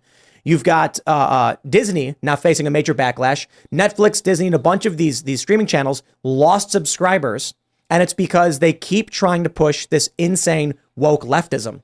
Yeah, and I understand. I support the boycotts, but I think that at the end of the day, right, there's too many people who are given a free pass, right? Especially politicians who like to go on Fox News and have their 30-second talking points about these issues, and it's just something. And fair point. I mean, they're some of the loudest people about it, but then they're doing it themselves. The politicians are grifters who are going to be like, what's popular? And just try and pretend that they're going to be on board with it. Yep. Like DeSantis supporting Guinness after the fact, even though Guinness was getting criticized for the same thing. Bud Light also. And I'm here to talk about Ron DeSantis, right? Which is why I brought up Ron DeSantis and Bud Light. But I wanted to make people aware of that. That's how you're going to capture Gen Z too, is talking about this cultural stuff, right? I mean, that's what the kids care about. They don't care about the nitty gritty and how deep these issues go. They like the funny picture of Kid Rock holding a Bud Light after he just posted a video a few months earlier. Yeah, I think we got to play the game. I think young people actually care about issues. Like there's a lot of young people that would really like to be able to have families and own a home, and they're finding it unaffordable right now to own a home in America. And the only candidate that is actually talking about Generation Z and millennials being able to have affordable homes and be able to have affordable housing is Donald Trump. He's the only one. He's the only one who's actually talking about it and talking about his plan for, what does he call it? Freedom cities, I believe, right? Isn't that what he calls it, Tim? His freedom cities, so that young people in America can also experience the American dream. I don't like this idea that, it's just young people consumed with TikTok and culture. There's a lot of young people that care about the economy, that care about the fact that by 2045, do you know that Generation Z is the last generation in this country that's going to be majority white? We're not going to have a majority white America anymore. So what I'm saying is that we are being. What is the race that people have to do with? Well, what I'm talking about is that we're being replaced, right? So people have talked about replacement theory, and they've talked about the fact that we've been invaded. We've had an immigration invasion into our country that is changing our culture. So you're saying that politics is downstream from culture, but nobody seems to care about the fact that immigration is fundamentally transforming the traditional culture of our country. Right, and there's young people that care about that. Not all young people are people that are coming to the U.S. that are wicked conservative. We've lost our culture. Right. So the racial component I don't see as mattering. No, but I'm just using that statistic because that was a news report that came out the other day. There was a study out that said that Generation Z is going to be the last generation in which America, if you look at the census, right now we're currently a majority white country. Yeah. Because of the mass migration and all of the immigration into our country. And so if you're making the argument that politics is downstream from culture, well, what's culture if we're not even going to have race and culture are not the same thing? Well, so I don't care about that statistic. Well, I think that there's I just know that there's a lot of people in Generation Z that are focused on topics like immigration and the fact that we're being invaded. It is important. Rapid, uncontrolled immigration can distort a country's culture and then twist its laws. So we do have to be careful about that. I agree with you though. I don't think that like where your great grandfather lived matters about your culture. Like different cultures. When I'm saying a majority white, I'm talking about the fact that like America, right, from its inception, right. I'm talking about America as a white Christian country. That is originally like what our country was. And so it's not, it's not for people to be, it's not supposed to be interpreted negatively. These are facts, right? These are facts. People get so triggered when you say majority here's white. What I love. I don't even know what white is. Factual information none of us are about white. the transformation of our country. That doesn't matter to me. I don't care if this country is white, black, Asian, Latino, mixed, whatever, so long as the founding fathers' ideals, the visions, the Constitution are upheld. Yeah. And so I can look to any number of the overwhelming majority of these white liberals. This is the funniest thing about that statistic. It's like half of white people in this country are the Marxists and the communists that are causing all the problems, that have the weirdest racial views on everything. Yeah. But I would just put it this way. That statistic means so little to me. I would gladly, all of these communist, neo-Marxist, white liberal, left, whatever, if they were like, we're going to go to Venezuela, I'd be like, no, wait, don't. And if all of the Venezuelans who are like, we hate living under communism and we dream for America came instead, I'd be like, oh no, we're not a white majority country anymore, but we have a whole bunch of freedom-loving, libertarian-minded people who love the founding fathers. That is so much better than white communists. Like when people used to come to this country, right? They'd come from all different walks of life, but you'd be united under you were talking about the American dream. That was the culture, right? You work hard and you're going to reap the benefits. Now it's just, we've lost that. So now you have all these cultures kind of clashing. Yeah, I'm just trying to make the point that, a lot of times people think, oh, all the Generation Z cares about is pop culture, when really what we should be focused on when we talk about culture is our culture as a country, right? And there's so much negativity around those terms like nationalism, for example, and we've lost so much pride in our country. The youth of this country has been taught, a lot of them, right? They're being indoctrinated to hate America, to embrace Marxist and communist ideology. And so when we talk about politics being downstream from culture, we need to reclaim our national culture, our national identity. And that's not going to be done by boycotting things like Bud Light. That's going to be done by securing our border and electing people like Donald Trump that are going to put America first. That too. I'm just saying, like, these cultural battles, politics is downstream from culture. Let's not allow Hollywood to come out and say Orange Man bad. Disney ran commercials. This is the weirdest thing. They ran the Disney Channel had anti-Trump commercials. It's like for children. We know what they're doing. They're trying to indoctrinate kids. So the cultural battle is extremely important, making sure the next generation, as you say, they care about this stuff. So I'm not saying like Bud Light is the only thing we should focus on. I'm saying cultural battles in general matter. Yeah. And we want to make sure that, look, man, I was hanging out with family and I was my cousins and their kids, and they were saying, oh, their teenage daughter doesn't care about news and politics. You're not going to get her to care and bother with it. And I was like, oh, I can explain it to her so she'll understand. And then I said, okay, you don't care about news, right? And she's like, no. And I was like, is there it's like president, politics, Congress? She's like, no, I don't care about that stuff. And I said, okay, is there someone in your school you don't like? She's like, yeah. And I was like, imagine if they were put in charge of you and they could make all the rules for you and tell you what to do. And she went, no. And I was like, okay, that's politics. See, in high school, your politics is very small. Once you graduate, now all of a sudden you're like, wait, that guy is making the rules for me? No way. No. What matters to you in your world is what surrounds you. So I was like, you'll get into news, but it's just basically like all the drama you're going through in high school, imagine it was on TV, and that's what politics and news is for adults. I thought you made a good point earlier, Laura, about boycotts and laziness. I think it's important that if you're going to boycott a product, that you find out the company that makes it, find out the company that owns them, and then boycott all of that product. Yeah, and that's all I'm trying to say is that, you see a lot of this oftentimes where people say, oh, it's like a fad, right? It's in the moment. And people say, yeah, I'm going to boycott this, but they don't actually know what that means. Like, do you know who actually owns the company, right? It's like people saying, oh, I'm going to boycott PayPal. But then they're like, oh, okay, can you send me your Venmo? Well, do you know that PayPal owns Venmo? Right. So there's just so much intellectual laziness amongst our community and our population. And it's embarrassing, right? It's embarrassing when you see people talking about this and then, they don't even know what they're talking about. Cash App is the way to go if you want to boycott PayPal. Well, I'm banned on Cash App, so I boycott all of them. Can you have a? Didn't you have your Bitcoin address messed with or something? No, that wasn't me. That was somebody else. I had my Venmo shut down. I had my PayPal shut down. I was banned on Cash App, even though I had never even used Cash App. I just had downloaded it, and when I went to use it for the first time, it said that I had been suspended.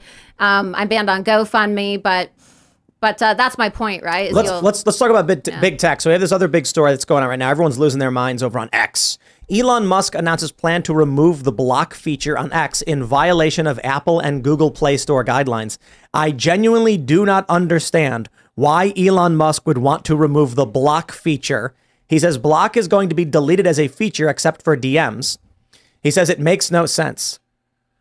I don't know. It makes a lot of sense. What do you like? Why not just mute? No, because block stops someone from basically stalking you. But then they just make a fake account and stalk you. Then I'll block that one too. But then they just make another one. And I'll block that one and too. And they make 50 more and then you're busy. But then that makes so much time for you. And I'll block them every single time. I think it's better to mute someone and they don't know they're muted so they can scream into the void. But see, there are prominent high profile people with millions of followers who don't make fake accounts and their job exists to stalk your Twitter, take your tweets out of context and insult you and smear you and make money off it.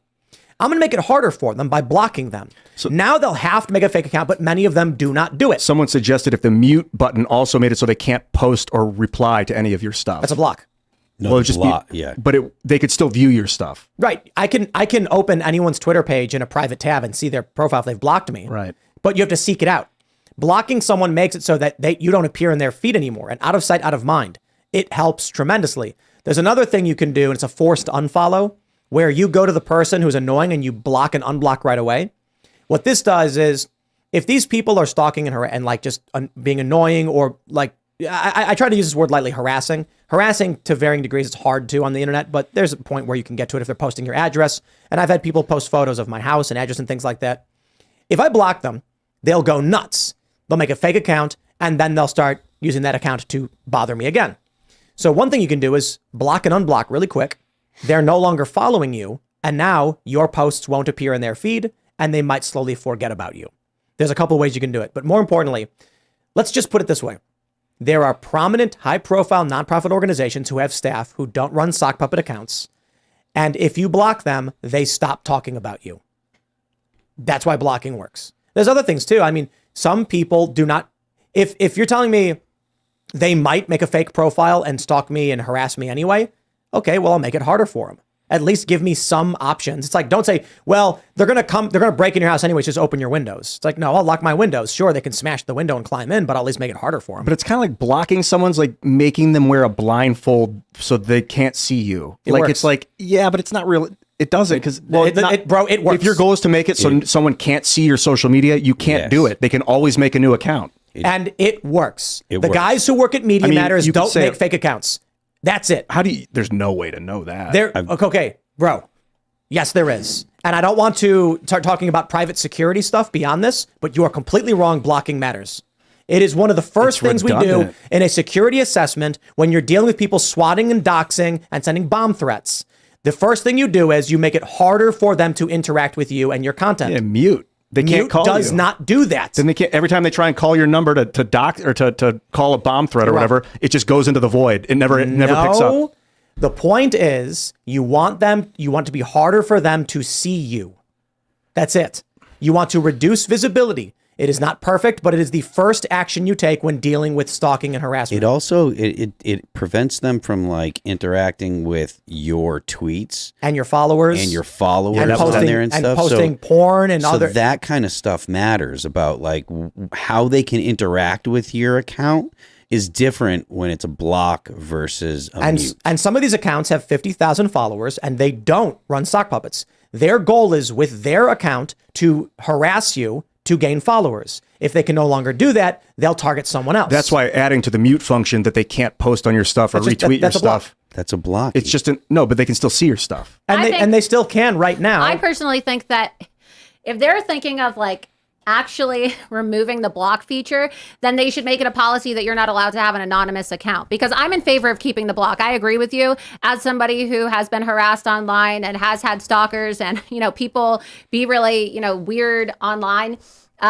you sometimes have to block them, right? Because people get obsessive. Like there are stalkers that, latch onto you, and sometimes for your own safety, as Tim said, you have to block them because it becomes overbearing. They start posting, they reply to your posts with pictures of your house, with your family members' names. It's also a way, like they can't say, oh, bullying is against our terms of service. You can't have people saying that bullying is not acceptable online, but then also say, okay, you're not allowed to block somebody. You have a right to decide what you don't want to see. I don't personally think that people should be deplatformed. I don't think that we should be banning people, but every single person should have the right to filter what they see. And if they want to block somebody, just like you can block someone on your phone, you should be able to block them on Twitter. You have the right to limit at who has access to you. Yeah, you're not silencing them. You have the right to say I don't want you interacting with me or anything that I am doing. You have that right in reality, like in the physical world. You can leave someone's presence and then you just don't go where they are. And if they show up, you leave, or you might have to call the cops or whatever.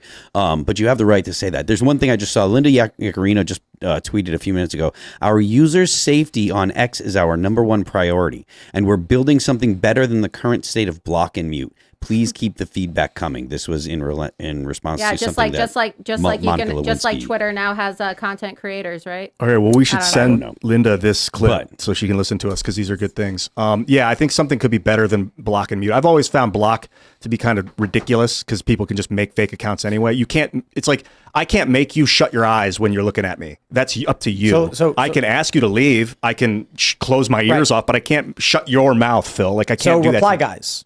There are people on Twitter who are reply guys. They have, there's one guy with 120,000 followers only because he refreshes your page, waits for a new tweet, and then immediately posts something gross or offensive or insulting.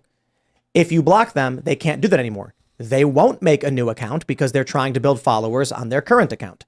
So blocking works. More importantly, there are people who do this, and they will also post threats, photos of family members, private information. You block them, they can't do it anymore. There's a bunch of reasons why blocking is important. Yeah, we need an amalgamation of the abilities, because when I block someone, I can still see them. I don't want to see those people. I want to mute them. I don't ever want to think about that. When you block someone, Twitter stops showing you everything from them. Not always. And that's the fact. Or it'll say this user has been muted or blocked. I'm like, I know that's so don't show me that crap. I don't want to know that they're posting. So if you erase them from my field of view. If you block someone, and then someone else quote tweets them and says something, it'll say this tweet is unavailable. And then you can choose to go to the person's profile and view the tweet by clicking view tweet, but they limit what you see, giving you the option. I also have a policy of anyone who blocks me that I see, I block back. Because then they're going to play that game where they don't want you to be able to read what they're saying about you, but they're going to go to your tweets and start doing the same, like doing the inverse. I personally love mute. Something at Minds, we didn't have a mute function in the beginning. I don't know if it has a mute function right now. It's got a block function, but block is like, it's not that I don't want you to know what I'm up to. I just don't want to listen to you. Are you guys familiar? You're familiar with Steam. I know Tim and Ian are. Yeah. Are you guys familiar with Steam? Yep. So it's just it's like a video game software on your computer. I don't know about it. If you're caught cheating, it'll ban your computer. So it doesn't matter if you make a new account, it knows you're logging in from the same piece of hardware, and you will never be able to log into that game again and play. Yeah, that's my question for you guys. Would you guys be in favor of like a hardware ban so you'd be able to block Ian if he's being gross on a hardware ban? Because you can easily capture the wrong person with a hardware ban. Oh, yeah. Yeah. I don't like banning people. Like imagine someone going on a library computer. Yep. So this actually happened with a lot of VPNs and stuff.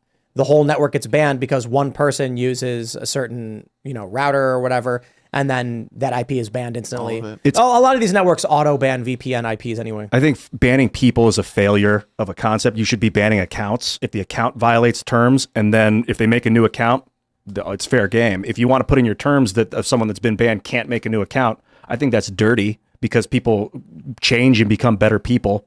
And that's the idea, is we want to make each other better. I don't think you should be banned for anything unless you're inciting violence, I just think that the terms of service need to be identical to the United States Constitution. Awful, but lawful. Oh, you'd love Minds. I mean, look, like you have Linda Yaccarino that just came out and basically said, as a way to kind of soften the blow, the reality check that, hey guys, just kidding, they all lied to you when they said that the new ownership of Twitter, or X as they want to call it, is now pro-free speech. It's not, okay? Because they're creating these advertiser block lists. But instead of actually saying, hey, we're going to ban people that we don't like, they're going to say, hey, if you're a content creator, you can, buy Twitter Blue, and then you can be a content creator and you're going to get paid. Except if you're lawful or awful, we're going to put you on a blacklist. And that's what they just said that they're going to do at Twitter. So it's basically the same censorship regime that we saw at Twitter 1.0, but they're trying to play good cop, bad cop by putting the blame on the advertisers. So instead of it being, oh, Elon Musk or Linda Yaccarino are censoring me, it's now, oh, well, sorry, you're on our advertiser block list. You have to take it up with the advertisers. I kind of take But ultimately, they're the ones that created that advertiser block list. Let's talk about this. I did just get paid on Twitter. I got paid $4,377. I had a total in the past 28 days of 241 million impressions. And the reason I disclose all of this to you is because there are a lot of people with substantially less impressions who got paid more, and people with more impressions who got paid substantially less. Have you disclosed how much you got? You did. You tweeted it, right? Yeah. So I need to check and see, because I don't think you can check your impressions on your phone. You have to be on your computer to check it. I think so. I need to see what the impressions were, but I know they're going to be over 100 million. But I have at least over 150 million impressions every single month. And I just got paid today, and I only got paid $190.22. And so if you open a browser and log in and go to analytics.twitter.com, it'll show you right away what your impressions are. But you got to log in on the browser and do desktop site or whatever. Yeah. But I can say, I'm not going to reveal anyone's identity, but I know someone who received a couple $100 with only a few thousand followers. And you've got how many? Half a million? I have 500,000, and every single week I post multiple videos, almost exclusively on Twitter now, because I've never been monetized on YouTube. And for some reason, my Rumble channel, no matter how much I post, it just doesn't let me grow my channel. It's very strange. And so I could get like 2,000 views on Rumble and YouTube, but then I'll get 1 million or 5 million views on a video that I upload to Twitter. And I consistently get hundreds of thousands of impressions on all of my tweets. All of my tweets go super viral, and people can see from these videos they have millions of views. But even then, I'm getting paid the same amount of money as people who have literally 70, I don't know, like 570 followers. I saw one person that had 2,000 followers, and they said that they got paid $4,000. This is the crazy thing. Apparently, they're saying this payment was just for the past 10 days. I don't. And there are people. Make any sense? Yeah, that's reportedly it's for the past 10 days, and there are people who got paid like 10 grand. You're talking about Ian Miles Chong's numbers were off the hook. He tweeted it out. We're Still Gray is his Twitter account. What did he get? Still Gray. He posted 3 payments over the last, I don't know, 4 payments over the last month or something, and they were all pretty impressive. It was like 6,000, 10,000. Yeah, but I want to know, how is it that Ian Miles Chung, if you look at those payments, one of them was like 7,000, one of them was 13,000, I believe, and the other one was 16,000, because I tweeted about it before coming on tonight. And I said, how is it that he has about 200,000 followers more than I have? Okay, and he's getting paid, There it is. He put 3 hours ago. Yeah, so if you look at it, right? Oh, so there it is. He's got about 720,000, I don't know, you have to see the exact number, but over 700,000 followers, and he gets paid $7,302 this month. I think they have 20 grand. He made 20 grand this month. I have $500,000, and I get paid $190.22. I mean, I should at least be, in the 1,000, 2,000, maybe even 3,000 range. It's not like that's that much of a difference. It's possible that the ads are weighted differently on YouTube. I know different creators would get different revenue models. It was all proprietary. Like they'd be like, this guy they're we really blacklisting like. people. Yeah, now. I mean, they actually said they're putting you on the lawful but awful. But how do you know that?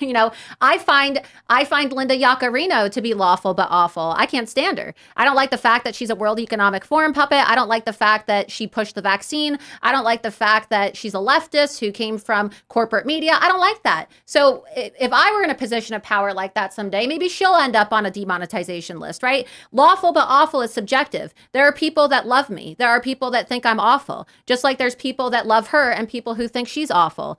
And I think it's really ridiculous that we're allowing one person to decide what is lawful but awful. Yeah. It's discriminatory. I don't think it should be one person. I agree. But there are situations where lawful things should be censored, in my opinion, as a social media admin, because no censorship is chaos. Like you'll have blown open body parts when you open your newsfeed. Child abuse? Yeah, stuff like that. Child abuse is illegal, but like viewing a blown open body is legal. But you don't want that on your website when everyone lands on your homepage, because no one will come.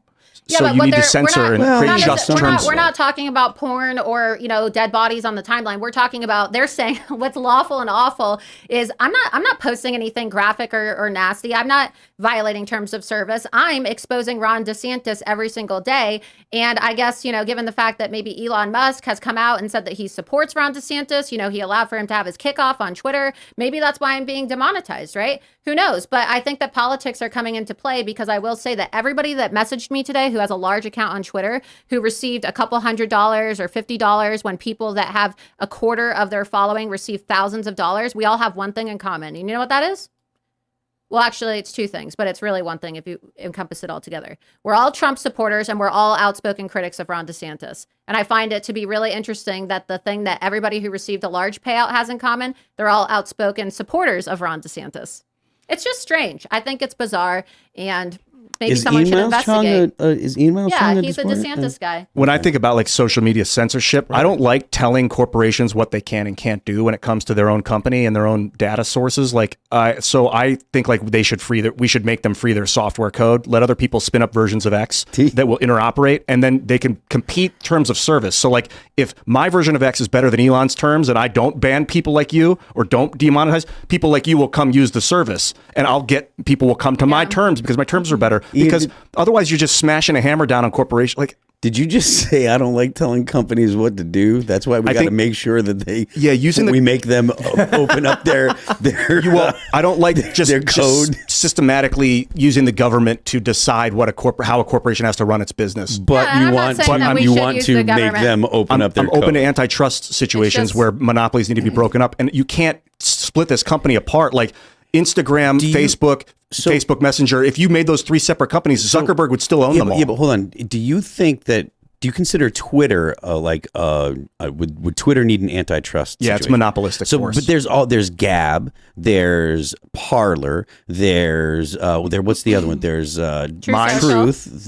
Truth. Well, mine's Shout out isn't to Truth Social. Mine's Love isn't our like Truth Twitter. Social. I'm talking about that are Twitter kind of thing. Blue Sky. So that's Threads. Yeah. There's like Mastodon. five things that are Mastodon's different, but even still, that's like five competitors for Twitter. That like Twitter is not in any way a monopoly because there are competitors. Just because the competitors don't get the same kind of They definitely are, though. They're traffic. state actors. I mean, look, we saw. Section 230 definitely needs to be repealed, and these companies need to be held accountable. I have an I active disagree RICO about that. lawsuit right now against these companies. Well, no, they're not. They're not. They've transcended the role of a private company. They are essentially state actors. We saw during the congressional hearing that they're working on a third-party cloud server called Jira. Jira, you know what Jira is? Yeah. The third-party cloud Project server. management Did you see this? software. Yeah, but they're using this to communicate with the DOJ and DHS and FBI and CIA. That's You're no all longer a fine, private but that company doesn't at mean that point. that doesn't mean you repeal all of 230. You can maybe these companies don't get 230 protection, fine, but you don't repeal 230 because they're companies that need to be treated differently under the law. Well, I think it's important for people to understand that Section 230 was also created before these social media companies ever existed, and so it's really become a Frankenstein law, I guess you could say, that has turned into a monster. Fair enough. And these companies, maybe their status needs to be looked at or whatever. That's totally fine. I have no issue with that. But you don't repeal all of 230 because of that. In answer to your question, Phil, about is it a monopoly, I defer to daily unique users, and I would say like you've got to pick a number at some point. 500 million daily unique views or something like that. I strongly disagree because there's multiple options that people can go to. Just because Twitter's the most successful doesn't mean that there aren't other options for people to go to. So like, and look, I get it. They're like Google's like most of the internet. I get it. But like all my stuff runs on Brave, like, and I don't use the Google stuff. So like, it's just, I have a real problem with saying, hey, we don't want to force companies to do stuff, but then being like, but we're going to go in there and we're going to make them open up their code for other people to go ahead and share and make it public. And then we're going to force them to do this and force them to do that. And especially because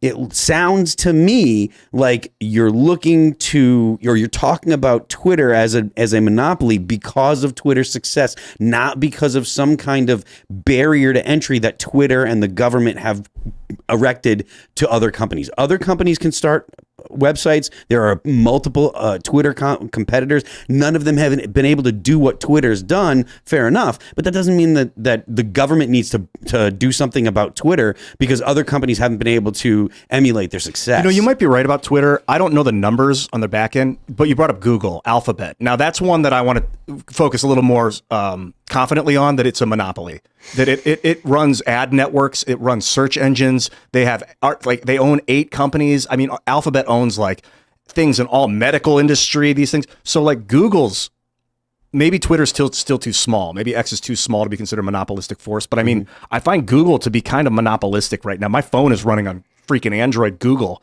Like, I mean, I get wary about stuff. I get wary about people or about the idea of the government getting involved just because a company is big.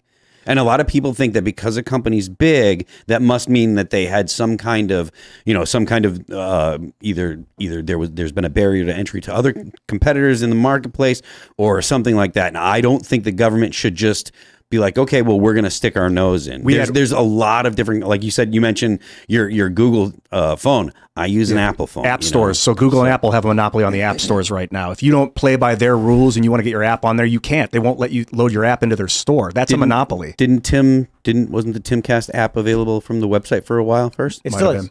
Mine went through hell trying to do it. Good news. The apps are currently in review and should be up in a week. Mm-hmm. So if you don't, they have like rules. Like some people said, removing a block feature from Twitter or X would make it so that it can't be uploaded into the store now. And that's a monopoly. That's a decision by Alphabet if Twitter can even exist in the network. So like at some point we need to seize control of these corporations or they will seize control of us. So I'll just say one thing real quick too, for those that are wondering. The reason I'm posting about the metrics and the money is because as a new feature on Twitter, I think it's important people understand how much work you have to do, how much you get paid for that work, what kind of work gets money. And so I had 243 million impressions in the last 28 days. I got paid $4,377. X staff told me this would be actually July, I think half of July, because everyone got paid on August 8th and I didn't. They said all of that money I didn't get paid would be included in the next payout. So this it should follow through that 243 million impressions, because we're looking about, it makes sense, it's about 28 days, is $4,377. A lot of people are saying that smaller channels, smaller Twitter accounts that get less views are getting substantially more money. And that's because of interactivity. So the Krasensteins get paid way more money because their tweets encourage debate, which means more people, it doesn't matter how many impressions you have. If people see me post something silly or stupid, and they see 1 million views, that doesn't mean they clicked the tweet and then saw an ad beneath it. That's where you make money. So for people who are on Twitter and wondering why you're not getting paid, you make a tweet where you say, hey guys, what do you think about Donald Trump doing a backflip? That's going to generate more money with 100,000 impressions than me posting a photo of Trump literally backflipping and getting 10 million views, but no one clicks. What's so gross is when I'm going on Twitter or X and it'll be a post that'll say, you walk into the room, she's looking at you like this with an ice cream cone in your hand. What do you do? It's just such engagement farming trash. I'm so sick. Ever since they monetized like 2 months ago, it's this junk crap. I mean, I will say it's a little bit of a bait and switch business practice. First, it's like, okay, guys, you have to have, what was it, 5 million impressions per month and post a certain amount of times. What was it, 20, you have to have at least like 20 tweets. Do you remember, Tim, what it was? 20 tweets per month, I think, or 20 tweets per week? 5 million. But my point is like, first it's, it's impression based. Now, all of a sudden, after they used it as a marketing gimmick to get all these people to sign up, like, oh, wow, I too can make $10,000 a month if I just decide to become a professional Twitter poster. Now, all of a sudden, it's, oh, just kidding, guys. It's not Twitter impressions, but it's engagement within your post. It's just really dirty, in my opinion, because it's not what they told us. And I look at some of these posts. I post a lot more. I get a lot of engagement. I'm a very controversial person. If you couldn't notice or you couldn't tell already. And the fact of the matter is there's always people in my comments debating and talking, and I'm trending on Twitter multiple times a week. And the fact that I can get that much engagement, I can trend on Twitter 5 times in 1 month and I'm getting paid $190.22. I don't think so. I think that there's a political bias here. And I think that they need to provide more transparency with regards to how this algorithm is run and how their lawful but awful blacklist is being operated. We're going to go to Super Chats. If you haven't already, would you kindly smash that like button? Subscribe to this channel. Share the show with your friends. Share it on Twitter. Here's what you do. Take the URL. Go on X, Twitter, whatever you want to call it. Post it, and then ask a question. Hey, this episode with Laura Loomer is really interesting. What did you think? And then you'll get paid by X, apparently. And you'll help the show. Not if you're a Trump supporter, though. Not if you actually have to put, hey, they're wrong about DeSantis. Do you agree? You also got to set up your Stripe account. You have to praise DeSantis, and then but if you're a Trump supporter and you tweet it, trust me, you're not going to get paid. You get less money. I think you need to be premium, meaning you need to be at $8 a month for Blue, and then you need to sign up your Stripe account and hook it all up before you even start to get paid. Yeah. Let's read. Noah Sanders says, first today, baby. Congratulations. Tim, don't forget the chicken auction. I hope to get an invitation. Also, since you don't have an after show on Friday nights, how about an after show for the Culture War podcast? Well, we are looking at ways to create a member premium thing for the Culture War. The reason we do it on Friday mornings is because that's the only time we have to do it. Friday nights, the plan has always been to do one of two things: live jam session after the show, which we used to do. And we were building this new space for that purpose, and it was supposed to be done 2 years ago. So Ian and I were talking. We may just actually clean up the former Culture War space for music performances and then just get that audio set up, because I don't know how long the new studio is going to take to get done. But the other thing we're planning is Poker with the Boys, which is the live stream poker show. We've been talking to a couple people about being the regulars and the hosts for the show, and then getting regular players. The show is not a poker show. It is a table talk, goofing off show about a variety of issues while people play poker for fun. So if you're not a poker person, it's really just having comedians hang out with, people like, we'll have Alex Jones sitting down playing a game and everyone's kind of talking. The challenge we have with that is it's illegal to do everywhere, and it's so stupid.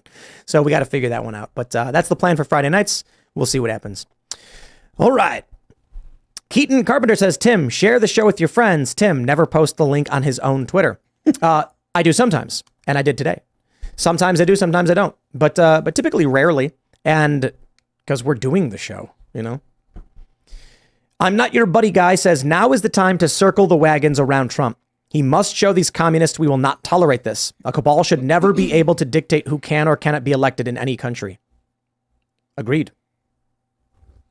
All right. I'm Not Your Buddy Guy continues, says, I was deeply disappointed in Ben Shapiro in having a very short-term outlook on this, saying the indictments are the reason to drop Trump. If they can do it once, they'll do it again. That is a very, very short-term way of thinking, and it's I don't know, myopic. I don't know why people are surprised, though. I mean, look, Ben Shapiro has a notorious never Trumper. I don't know why people even pay attention to him. His voice is so grating, it makes my ears want to bleed. And the thing about Ben Shapiro is that he's an original never Trumper. People need to remember, in 2016, he fabricated allegations of assault with Michelle Fields when he was working at Breitbart against Corey Lewandowski, who was the campaign manager for Donald Trump. Okay. And then when the video came out, it showed that he actually didn't assault Michelle, and Ben had egg on his face, and he has continued to be aggressively anti-Trump. So I don't think people really should be taking him seriously on any of this. If anything, the indictments I make me lean more towards Trump. Because we can't allow this. Well, Ben Shapiro's also received over $110,000 in payments, as I posted on my Twitter the other day, from Ron DeSantis. If you look at the financial reports, they bought a newsletter thing, right? Is that what they did? Whatever they want to say, it's still a conflict of interest because he has a financial relationship, whether it's pre-existing or current. That's a conflict of interest that he should be disclosing, which he has never publicly disclosed to his audience. I could be wrong, but I think what it is, the DeSantis campaign bought like a newsletter advertising thing. They say that it was list rentals, but I don't know. Right, I've rented lists before, and you don't get checks that big. I mean, that's just. Well, I mean, the Daily Wire's got a big. I got a big list too. Yeah, I got a massive list. And I'll tell you right now, those aren't the type of payments that you get for list rentals. And a lot of times, I'm just saying that's the same exact thing. That's the same thing that the Babylon Bee said when they got called out for having their ties with Ron DeSantis. But regardless, he has a history. I think people just need to investigate, right? Like I do, and look into the backgrounds of these people, and you won't be so surprised if you really see their past comments. I like this one. K2 Water says, Tim, for the earlier segment today, rioters and looters are different races, but I would bet a majority of them vote Democrat. If civil war broke from riots, it would still be left wing versus right wing. Yeah. So the point that I was making, I did a segment I record segments, extra bonus segments throughout the week, and then put the extra ones on Friday.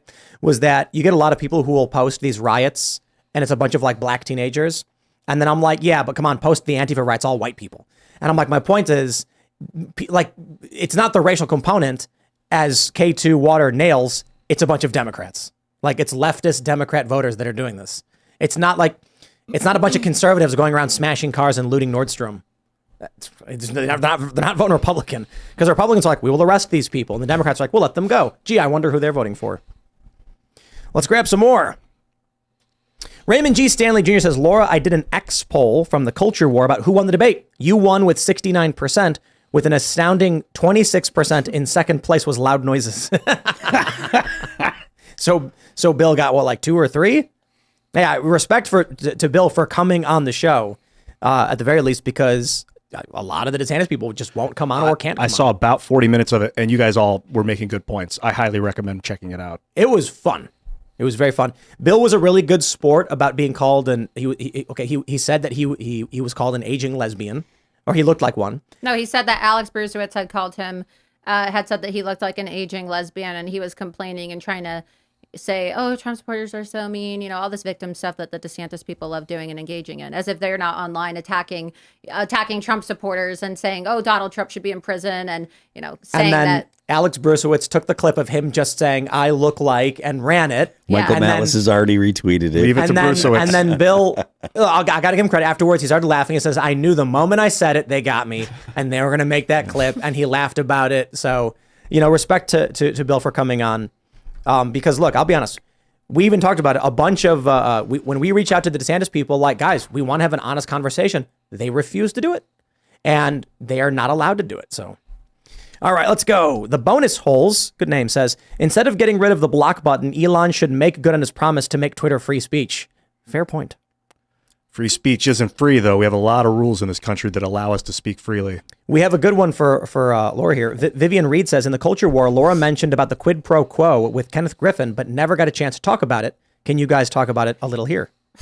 Yeah, so there was a report that came out yesterday, I believe it the day before yesterday, and I think it was originally, if I recall correctly, published in Bloomberg, and then it was recirculated by Yahoo as well, since they have a paywall at Bloomberg.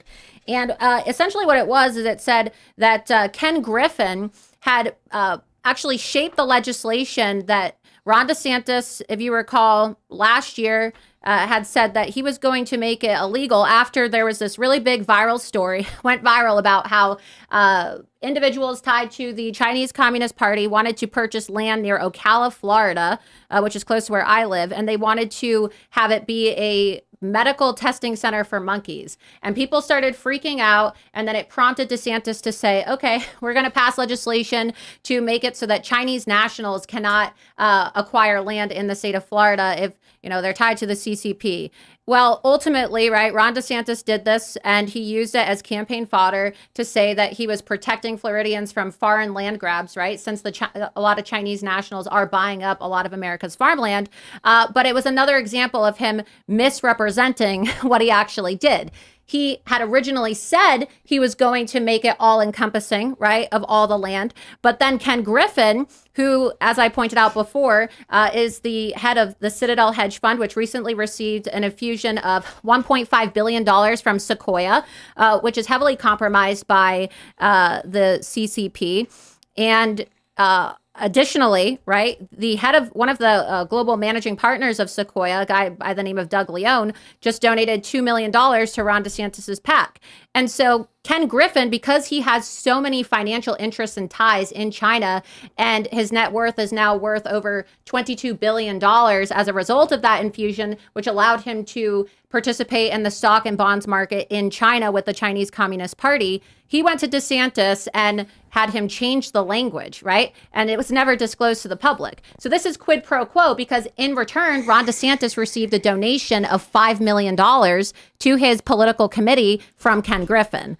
And that's going to now allow, right, Chinese nationals to acquire land. And what did Ken Griffin do? Well, right before Ron DeSantis filed to run for president, he moved himself and a lot of his employees to Miami, Florida. What did DeSantis change exactly language-wise? So now it's only land only near military bases, I believe, as opposed to all land. Yeah. Right on. Let's read some more.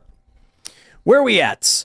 Curtilingus says, if a state removes Trump from the ballot, can the people of that state still write his name in? 2, Seamus coffee spoons, the flavored ones that dissolve as you stir. Where'd my spoon go? That's a really good idea. Yes, if Trump's name is removed, you can write him in, of course. But the point is there's going to be a lot of voters who normally just vote Democrat, Republican, and they're going to be like, huh? And they're not going to be able to vote for anybody. It'd be funny to have a biodegradable spoon in every bag of Seamus coffee. It disintegrates in your coffee. I wish we could do that. I don't think we can do that. It's a big game. That would be amazing. A cinnamon spoon or whatever. And like you a stir. cinnamon sugar cube. The color of the Irish flag, yeah. I mean, it would take a long time to figure out how to do something Cellulose, like that. maybe? No. You could do a sugar thing, but it's just like to actually get it manufactured, packaged, attached to the bag, shipped out. Yep. We are nowhere near that that level. Maybe once the actual physical location is up, we can start doing specialty products. All right. We'll grab some more. Anime Layer says, hi, Tim. I'm one of those uninitiated people you speak of, and I was just wondering if you get in contact with you directly. Let me know so I won't message again. I don't want to look like some crazy stalker. I don't believe you're uninitiated, and that's why I read your comment, because you know that I use the term uninitiated, and you are watching this show and reached out. My email, I have an email on the website, but I got to be completely honest. It's almost impossible to get in touch with me. I don't answer my phone anymore. Everything's screened. I don't own a computer. I don't own a phone, and it's impossible for me to have these devices. So there you go. Welcome to the club, guy. Sometimes I get 400 emails per day. I delete most of them instantly. I'll message Tim and maybe hear back from him the next day. Yeah. Maybe. I just see him at night. Yeah, if I'm here. Unless it's really important, then I'll text you. Like 400 plus emails by the time I wake up in the morning, and I'm just like, delete. And then my phone is just, it's insane. And there are people, they're like, dude, I texted you. What's going on? I'm like, bro, I got 8,000 texts yesterday. That's how I feel. Yeah. It drives me crazy. I can't answer it, you know? Yeah, and people just don't have boundaries, too, when you're a public figure, right? They just think that, oh, you're just going to drop your life and everything that's going on because I'm the most important thing in the world, right? I'm just speaking of the people that, of course, want to blow your phone up and annoy you all day. You know, the number one question I get asked is? What? What do you guys think is the number one question people text me for? Is it okay if I message you? No. Can you retweet this? Close. Can I come on your show? Close. Can you shout me out? Because those are like number 3 and number 4. Can you shout me out online? A shout out retweet, you're close. Any idea? No. Read this article? No? Really? You guys can't figure it out? They want their own cast brew flavor. No. Good one. All right, nobody can get it? No. What do you look like without your hat on? That's a good one, and I still want to know. The I know. number one question I get asked by anybody who's for some reason acquired my phone number has to do with another show. Will you go on? Nope. Will you have Sam Cedar on? Nobody's texting me that. In a perfect world. InfoWars? It's about Vice? No. Okay, you guys lose. It's can you call Joe Rogan for me? Joe Rogan. Oh, yeah. I want you to let him know to tell Tom Segura to call his next tour. That's right. I'm still coming. That's Dude, Tom gross. Segura. Tom, name your next tour. I'm still coming, bro. I get emails and phone calls you wouldn't believe from like, hey, man, it was really good seeing you a couple weeks ago. I came out. Thanks for having me. Can you reach out to Joe Rogan for me? And I'm like, I just delete the email. Dude, But people are like, Phil, can you tell Zoltan this from Five Finger? Or can you tell Ivan this? Or can you tell that happens a lot. I just tell people, I'm like, I'm going to be really honest with you. Okay. I'll be very, very blunt.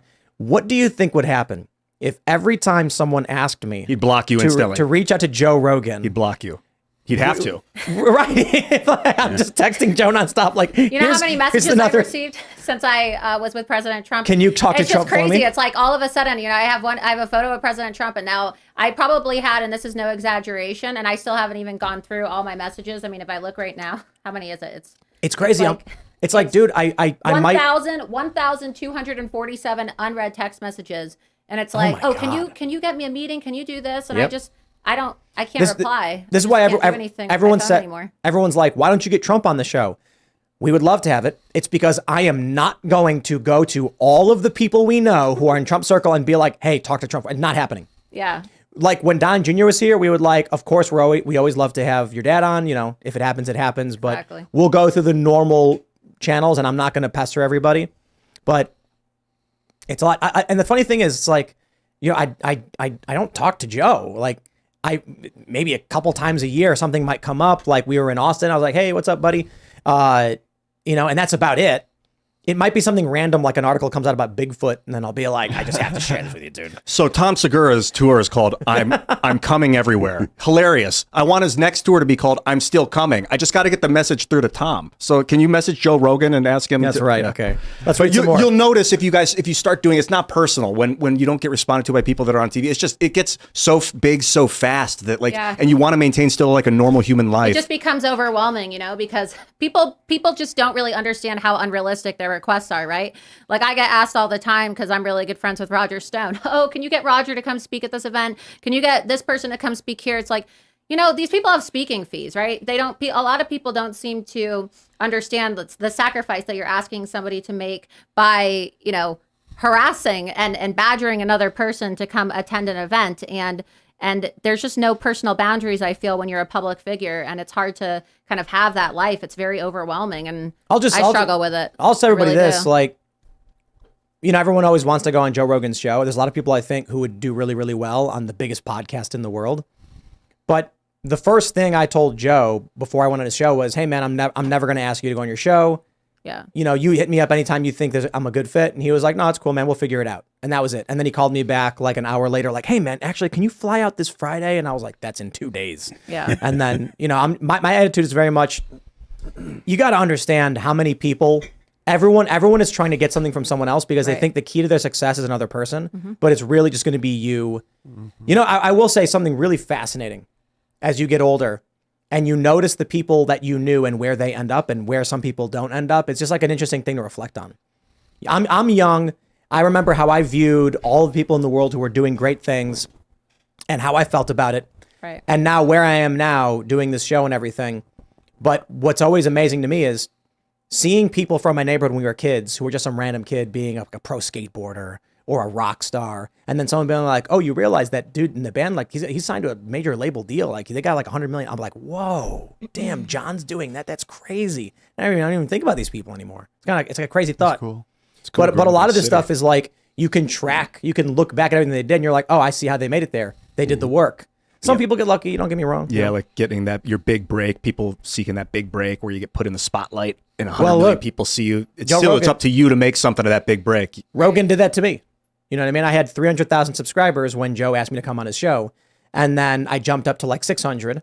And then the next time I came on his show, I jumped up to 800. But if you hadn't put in 5 years of daily work, you wouldn't even be asked to go on the show. Yeah, you never know when you're going to get your break. And it just comes randomly when you least expect it, And so you have to work hard. You have to do it on your own. And people often ask me when I speak, well, how do I get involved? How do I organize? What's the best way to organize? And I think that so many people they rely on others, right? They have this group mentality of, okay, I need other people to join with me, when you just have to recognize the power of your own actions, the power of taking the first step, and the power of your own voice. And really the most powerful thing that a person can do is be courageous, because you don't know, right, how far being courageous and taking a first step and being a leader and doing something innovative on your own can be. I think that some of the most transformative and impactful things that have happened in our world have been done by just people acting on their own accord. Let's simplify it.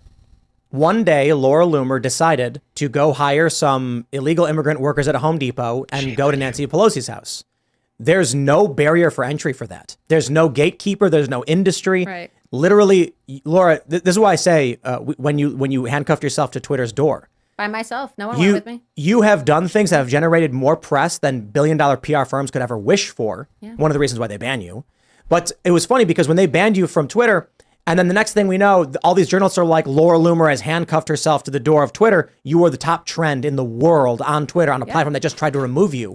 I was the top trend on Twitter while There's no barrier for entry for that. While I believe President Trump and Vladimir Putin were at the G20 summit. And they were even talking about it at the G20 summit because I had a friend of mine who was there reporting on it. And they told me that Emmanuel Macron had turned to them and was talking about the fact that, oh my God, somebody just handcuffed themselves to Twitter. So like I said before, it's just you sometimes just have to do things on your own. And it may sound crazy and it may sound absurd, but it could be transformative. Yeah. You could change the world. Let's read more. El Cid says, Tim, you need to debate Ben Shapiro on why Trump should be the nominee and not DeSantis. Yeah, I'd love to. I don't think so. I don't think it would happen because we're both doing our own shows. We're both very busy. But I don't imagine it would be a very strong debate because I don't think that Ben and I are the like, I know the meme with Ben is debate me, but I think the reality is for Ben is have a conversation with me about it. Yeah. We'd probably go back and forth on a few points. He'd have to concede a few things. I'd probably say, I get where you're coming from on a bunch of different things, you know. But I definitely think it should be Trump and not DeSantis. And I'm sorry, man. Look, you could make all the arguments in the world about DeSantis on policy or whatever. I know Laura disagrees on all those things, but one simple thing matters. His policy is out of the question. His campaign has failed. Maybe there's a chance it turns around. I don't think it's zero. I just think it's like 1%. Maybe I'll be wrong, but his PR people, his communication staff are just doing so apocalyptically bad. If Trump or Vivek gets the nomination for president, do you think it would be better to have Ron as a VP or someone else like in? It can't be a VP. It's unconstitutional. Oh, that's right, because they live in the same live state. in the same state. Yeah, you know, but But what about RFK? Let me just say this. Structurally, when you brought that up, I pulled up a news article that said, here's the provision in the Constitution, Article 2, saying from separate states. And then there's a bunch of other fact checks saying that's actually incorrect and misinterpreted. So if it were possible, do you think it would be better to have Ron as a VP or like RFK? RFK, yeah, absolutely. I would never want Ron as a VP. Ugh. But I don't want him anywhere. I want him gone. I want him to leave Florida. I never want to see him again. But and I get that. And then practically speaking, outside of like, in terms of the broader political attraction, a cross-party ticket. Yeah. 20% of Democrat voters like RFK, and a lot of people like Vivek too, liberals. Right, but like a Trump Kennedy ticket, I think captures a lot of even a small portion of Democrat votes. That's a unity ticket. You said right. You like unity. There you go. And I want to give credit to the person that was first to propose that idea. It's Roger Stone. So Roger Stone was the first person to put that into the public sphere about a possible Trump-Kennedy ticket. I've yet to interview Roger Stone. He'd be interesting to interview. Yeah, I know he wants to come on. You guys should have Roger Stone on. Yeah, I think Culture War is probably better. A longer conversation about everything. Or actually, I mean... Like a Friday where he does both, maybe? I've never talked to him before, but I hear a lot about it. Maybe we'll figure that one out. Yeah, you have to have him on. Yeah, absolutely. He's an icon. Tim, Adrian Curry's tweeting at you and I. She says that she wants you to reach out to Joe Rogan for her, and she asked me to tell you, Ian, that she says, can you tell Ian that he rolls too many ones? Don't shoot the messenger. I'm just saying. Thanks for relaying the effort. Actually, Adrian, can you tell Michael Malice that I've been thinking about him? Let him know. To be honest, though, I mean, I'll roll a 20 for you, Adrian Curry could probably... Should probably go on Joe's show. Should be great. She'd be absolutely wonderful. Hilarious. Here we go. Amos Moses says, when are you going to have Texas congressional candidate Brandon Herrera, aka AK Jesus, on? He is coming on, and I love how people are saying, "Let's go, Brandon." He's already got shirts. Let's go, Brandon. Bunker Branding, Demolition Matt from Demolition Nation or whatever. He made shirts for him already. You can get them at Matt's website. All right.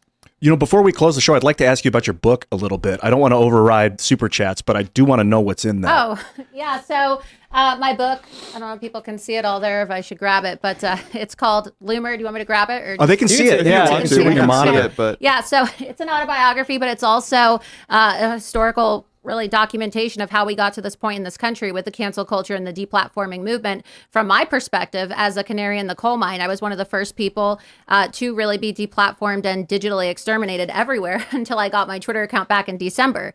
And the book is called Loomered, How I Became the Most Banned Woman in the World. And I want to remind people that, yeah, I'm on Twitter, but I'm still banned everywhere else.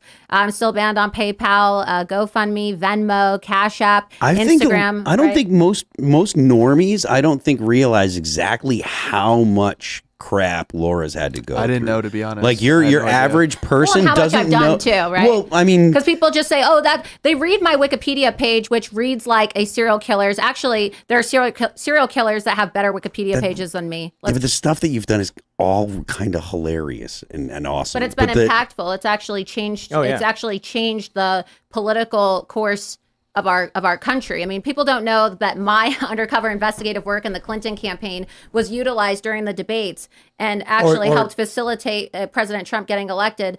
Or that you were an OG Veritas reporter. That's what I'm saying. When I was undercover at Veritas, and the stuff that I did with Pelosi and the stuff that I did, of course, with Twitter, they don't know about the lawsuits I filed because I've been, like I said, silenced for the last several years. A lot of people don't even know that I ran for Congress because my campaign was the only campaign in the nation, and I had access to creating social media. So we talked about, people have asked, we got to go quick because we're over, but what is the key to success? And we often talk about, they did a study and they found perseverance. That, unwilling to give up. And I just want to stress, all you did was took a cheap little pair of handcuffs. It was handcuffs, right? It was handcuffs. Yeah. But it wasn't just a pair. I knew that they were going to try to cut the bolt. So you did more than so one. I had my handcuffs have a metal bar welded over it so that they couldn't cut it. And so then I also threw the key down the drain right on the sidewalk so that they wouldn't be able to use the key. So they had to actually chop it off with that, that jaw. What do they call it? Jaws of life? The jaws of life. They had to use jaws of life. Yes. There's no barrier to entry to that kind of nonviolent civil disobedience in protest, which generates worldly attention. Yeah, well, that's why I tell people, and I've been saying it for years, and this has been my motto for at least 7 years now, civil disobedience is the way forward. Okay? You don't have to be violent, but civil disobedience and acts of revolt against authority, peaceful, okay, creative, artistic, public, like I've done, is the way forward because it's provocative and it makes people think. Yes. All right, everybody, if you haven't already, would you kindly smash that like button, subscribe to this channel, share the show with your friends, become a member at timcast.com to support our work directly. You can follow the show at Timcast IRL. You can follow me personally everywhere at Timcast. Laura, do you want to shout anything out? Yeah, so you can subscribe to my Substack and read my reports. It's lauraloomer.substack.com, and you can get my book on my website, loomered.com. And also, please be sure that you're following me on Twitter, Gab, Truth Social, and Getter at Laura Loomer, and on Telegram at Loomered Official. I am Phil That Remains Official on Instagram. I'm Phil That Remains on X. You can follow the band on... The band is All That Remains. You can follow us on Spotify, what else? Pandora. You can follow us on Twitter, Apple Music, on YouTube, the whole nine. Amazon Music. Yeah, the internet stuff. Amazon Music. I always forget them, The internet. The internet. I'm Ian Crossland. Speaking of the internet, you can follow me there at Ian Crossland, pretty much on every social media site that I'm on. And look for my crazy hair because I'll probably have a picture with that to make sure it's me. I'm the real Ian Crossland. There's other ones out there, but it's me. Good to meet you, Laura. Yeah, really nice meeting you. I really enjoy the show, and I'm a fan, and I really appreciate you inviting me my first time here, and I had a great time. Right on. Thank you. Thank you. Yeah, my first time, really. You guys can follow me at Kellen PDL on X. Also follow Cast Brew Coffee on X. It's the Twitter account for our coffee company. Are you running that? I am not, but it's like 2 days ago, I think it was set up, and I was just there, so I know about it. We're just basically going to be posting a bunch of skits. It'll be like mini Cast Castle. We're writing a bunch of jokes, and we're just laughing about our plans, and just, I saw some footage today. Did Wesley show you the... that's good. Yeah. It's going to be... That's pretty nice. Just silly nonsense. They're masters of special effects. I really appreciate it's Aaron and Wesley, man. It's funny. All right, you shot your Yeah, we're good. Have a good night, guys. All right, everybody. We will see you all with clips throughout the weekend, and then we'll be back on Monday.